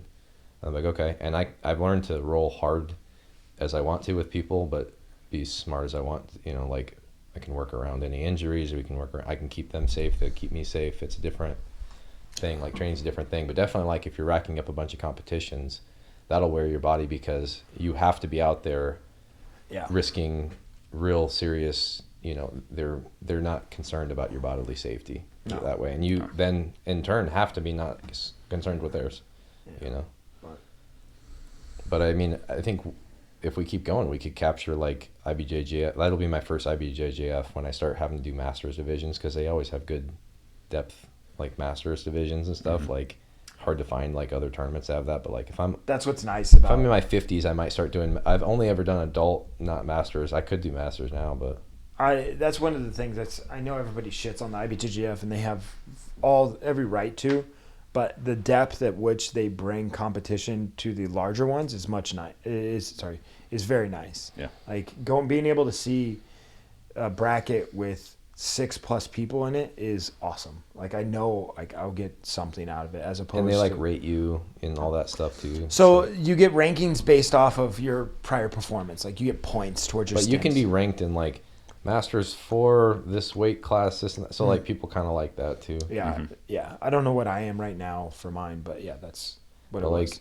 That's why. How many masters are there, or do they break? 6. There's 6. So 30 to 35 is one. 30 to 34, 35, 39, every 5. 2. Every 5 up to 6. Yeah, but so what's that put the top? 65 or what's the? Yeah, Masters 6 and above. 60 or something. So yeah, I mean, I think we could be Masters 6 world champions if we stayed. If we kept our knees and pinky fingers and everything fucking safe. Is that something you think you'd do? Worlds? Yeah. You'd be a world champion Masters 6 with me? Yeah, absolutely. 100%. I have no problem doing that. So this podcast will go back on it. Yeah, clip it right now. I would love to be a Masters 6. Say it here. I'll say it 6 different times. Masters 1 world champion, Masters 2, 3, 4. Like you're still looking for the one at like brown belt. Yeah. Because you did what at Worlds? Masters 3rd. 1, and I got 3rd. And Fuck yeah. I should have had 1st. I had a rear naked choke in, but I missed my hook on my bottom hook on from back control, and he escaped out of it. And so it'll be the 3 of us in the bracket too. So they'll cut back to this. Like, they couldn't all make it. Sometimes Just the You're all podium. manifesting. That's the trouble with manifesting. You're all manifesting the same thing. Well, Like yeah. that Jack tournament, I found out after like that one when I faced Jack, I found out that, you know, he'd kind of seen it as a less attended one too. Like I kind of seen it as like a good opportunity to win in advance, put it that way. Like I was like, not that many people, like I could do that. But like he had posted like how is going to Iowa and planning to win, and that whole, you know, I'm planning to win, like that's my day. And that actually motivated me in Omaha. I was getting nervous beforehand at the World Series one, and it was like somebody at the end of this is going to be their day. And I thought about like, yeah, they can posterize you on, make a bunch of reels, but I was like, no, right here somebody's going to like, everybody will look and be like, that was their day today, you know. And I was just like, and today's my day and nobody's taking that from me. I got my family here and this is our day today, we're gonna have fun. So I don't like those drive homes where you lost, because me and Phil drove home from yours, and then I'm just like, you know, hitting the pen, and I'm just like being like, Phil, I never want to drive home like this with you again. I'm sorry, bro. This is because we were driving home to party and celebrate me beating you again, and I knew how much of a challenge that would be versus some other people. Yeah. They hadn't known that you were still keeping all these high level skills. Yeah. You know, I did kind of, there was a part of me leading up to that match that felt like the community didn't think that I had a chance. Well, I put the poll on my That gave me a little Instagram. bit like, yeah. gave me a little bit of extra motivation I for put sure. the poll on my Instagram, then you shared it after the match too, like the poll again. Oh, like, yeah. Because you're like, and then it was like, but I just put the poll out there because I'm just like curious, but like that was obviously just my following. Maybe if you'd have done your following, it'd have been more split, but it was like 76-23 for me to win that one. And I was like, yeah, so that's what they thought, but like not a lot of people knew that you were still banking on those skills. So now we're gonna have to like have the three of us at Masters 6. Fucking, it's gonna be a problem. I'm being in a different weight class maybe. No, I'm gonna lose. Well, actually, I like being the I'm size short, that so am. I can be like, I can actually do 170 even. So I don't think you even have that capability. Walking around 170, no. No. Well, I can't walk at it unless I'll I never be 170 at- again. I know cut a that leg for off. sure. What are I you like right what now? I'm at now, so Where you I'm, at, like, I'm walking? like between 90, 95. So Okay. 200. You're like dirty bulking all the time. It's just I eat like you know, shit, and I love you it. dirty bulk every day. Yeah. I learned that when we did some tournaments, and you're Yeah. just like ordering food and stuff, and I'm like, how's he eating? Yeah, I don't give a fuck. I don't care about my diet because I know that I can compete the way that I eat. Like I can compete even eating terribly. Like it doesn't Yeah. matter. Like if I go and eat healthy, I don't know if it's gonna have a benefit to me or not. But what about? I don't think for athleticism it really does. You mainly have to get your macros and calories, but I think for longevity, you want to eat good. And I seen you posting like you're more interested in like some healthy eating too, or no? I eat super clean. Yeah, Yeah. pretty much everything. I mean, I'll go out to eat every once in a while. I'll get like Thai food or Indian food. I ordered wings to my house in the middle of this podcast. Like after we're done, I'm gonna go eat wings. That's what you did when I interviewed you too. I'm pretty sure. Yeah, I do that shit some all Wingstop. Yeah, I do. Like my thought is that if I can still perform at the level I perform now, as long as my like, because we burn through so much like calories just training. Yeah. That I don't think a lot of it. Like if I was out not as active as I am now, I'd probably eat differently. But because of how active I am, I can get away with eating how I eat. I feel like I'm also eating for longevity. Like I make sure and try and get some blueberries in because they lengthen your telomeres and like help with your DNA from basically not copying itself as well each time. And like it's just like a longevity. It's like you won't see it in a near-term performance. And so what I've had to do is sometimes I get too skinny because I'm always trying to eat healthy, and then like when both my wife and Phil in the same day before a competition says how thin I look, then I'm like, oh shit. And I keep dropping down when I'm training hard for a competition to like 170. Usually I dip down to 79 or even 77 for an 85 competition.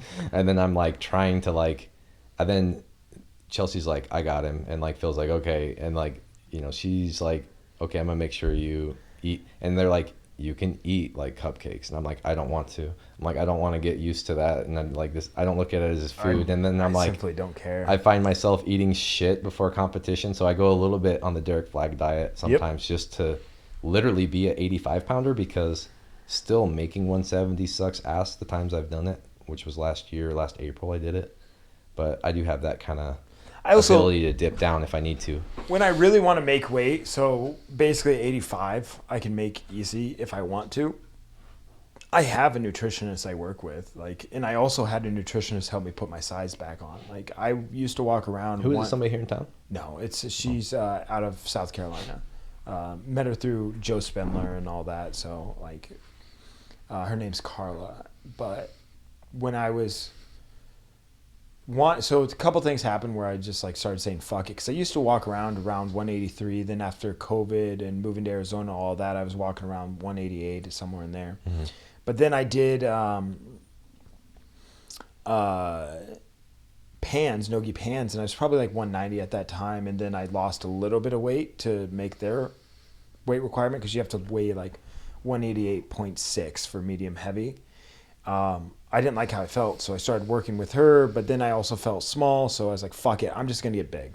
So I started in January of last year, putting size on, and I've loved everything. Yeah, you've been doing these more upper weights, so you're not even really an 85 anymore. Mm-hmm. You don't even do that. That's so funny, because you and me are both those 85s, but we've split off. I can do 70. Mm-hmm. Phil can't really do 70, but I can do 70, even though he's at 85. You kind of an 85, so there's a bunch of these 85s in town, and Karsten himself and Chris himself are both kind of theoretically 85s type builds. So I have to say these big guys, we need to get them more doing some of the same, a big guy open mat, because we have the women's open mat for the same reason. Yeah. Taylor's a different gender to me. Yeah. When I'm rolling with Taylor, it's this is there's male, female, wherever the fuck Taylor is, male plus. It's it literally feels like a gender difference. Yeah. So, we need to get some more high level guys at the bigger weights, because we have a bunch of them too. Yeah. And get them training. Obviously, being 85, that allows me to do the absolutes. I feel when I'm at 70 and I do absolutes, that is painful and shitty. Mm-hmm. So I try and keep some size on to just be flexible to take on all comers. But I'm trying to be smart, and I've not been doing those absolutes. You gave me those 3 heavyweights in a row, that last one, and then I was just I'm already basically a 170 posing as an 85, so I'm fuck. So I had to be smart about that, because you might get hurt and your whole comp season is kind of at jeopardy, because you wanted to take on some big guy, right? Yeah. Which I like doing it too, and our sport's unique. It's only combat sport where you can just throw it down with any weight. But yeah. For the record, I don't put as much time into the brackets as people think I do. I'm teasing. I just said that's the way it But felt. People always say, they're like, man, you put me against him first round. I'm like, dude, I seed the top 3 or 4 people. Anybody that's won something significant, seed that, and then the rest is random. So yeah, no, it's just the way the cookie crumbled. But definitely made me think about, I don't know, at 70, I couldn't do it. But then I saw the other guy from Wisconsin. He's winning that 70. Yeah, winning absolutes. So now I'm just I guess that was a limiting belief. But I still for my longevity, that takes something out of you. I feel so much better. I used to be 65, 70, and in ways I still identify with that, because I'll see somebody that's 190, and I'm oh, I'm way smaller than them, but I'm actually as big or bigger than them. But yeah, I feel so much better, stronger, injury prevention. I say that with 2 injuries, but overall, just the way my body feels after training, I feel a lot better with just a little bit more body fat and a little bit more weight and muscle on me than we're all the same 80cc weight class though, right? When you do 193. Yeah. All of us for sure. So I would do that just because. Are they doing day before weigh-ins now or not? That I'm not sure. I heard they might start doing it, but I think because the open weight classes are different. I can't do 169. It just sucks. So it's the 193, it's funny because you'll do all that weight cutting, and I don't think it's weight cutting such a effective thing in jiu-jitsu, because there's less guys as you move up in weight too, right? I probably would have went further in trials at heavyweight, because there's 44 people in the bracket instead of 200. Yeah. But I felt 193 had slightly less depth than 169. Yeah. That's for sure. So it was cut weight to face tougher people. Yeah. So I'll keep going with those big guys. And some of those 93s are coming from a really high weight class themselves. And it's intimidating, but, it pans out, because those 69s, some of those look like 200 pounds anyways too, so you're like, fuck it. Yeah. So, Yeah, and I'm such a big baby about weight cutting. It's like, even if I have to lose like 2 or 3 pounds, like I'm just struggling throughout the week. So I'll never go back to any. I mean, even 85 is probably a big push. Maybe subspectrum where I get the 3 pound allowance or something. But like anything else, Day 85 before, might even be off. Day for of me. weigh-ins would be a struggle. Day before I could do it, no problem. even Day sitting, before too. even sitting here talking about weight cutting, Derrick already ordering food. He's like dying. How long we've been here? Yeah, we've been here like 5 hours. I'm so hungry. I didn't eat breakfast. All I had was a cup of coffee. There was like a moment there where my stomach was like jittering because too. all I had was caffeine. You guys should come downstairs and eat some tofu scramble. No, I'm good. I'm good. I've dated vegan go home women, and have a and I ribeye. tried vegan food. It's just not for me. My sister's You've vegetarian. dated vegan women? Oh yeah. Yeah. So you've eaten vegans for some time. Yeah. So. I eat Veggie Thumper every event. We have it the night before, but other than that, yeah. I don't know. Tried the Impossible Burger. I thought it was terrible. Made my mouth itch. I think They had it I have at like some a weird. Spectrum. I have some weird thought that was like cool. some weird like soy, some allergy to like soy products. Yeah, like tofu, Impossible Burger. It'll make like my whole mouth. You're like the tingle and itch. anti-vegan. Yeah. Yeah, no, it's cool. Like I tell people, I gotta make friends with.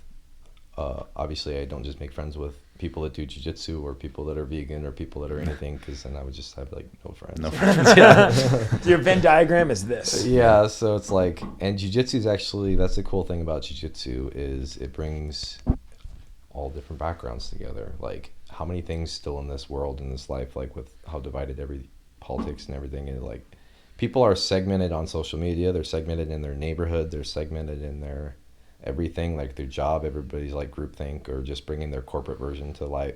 But like people are bringing them their full selves to jiu-jitsu.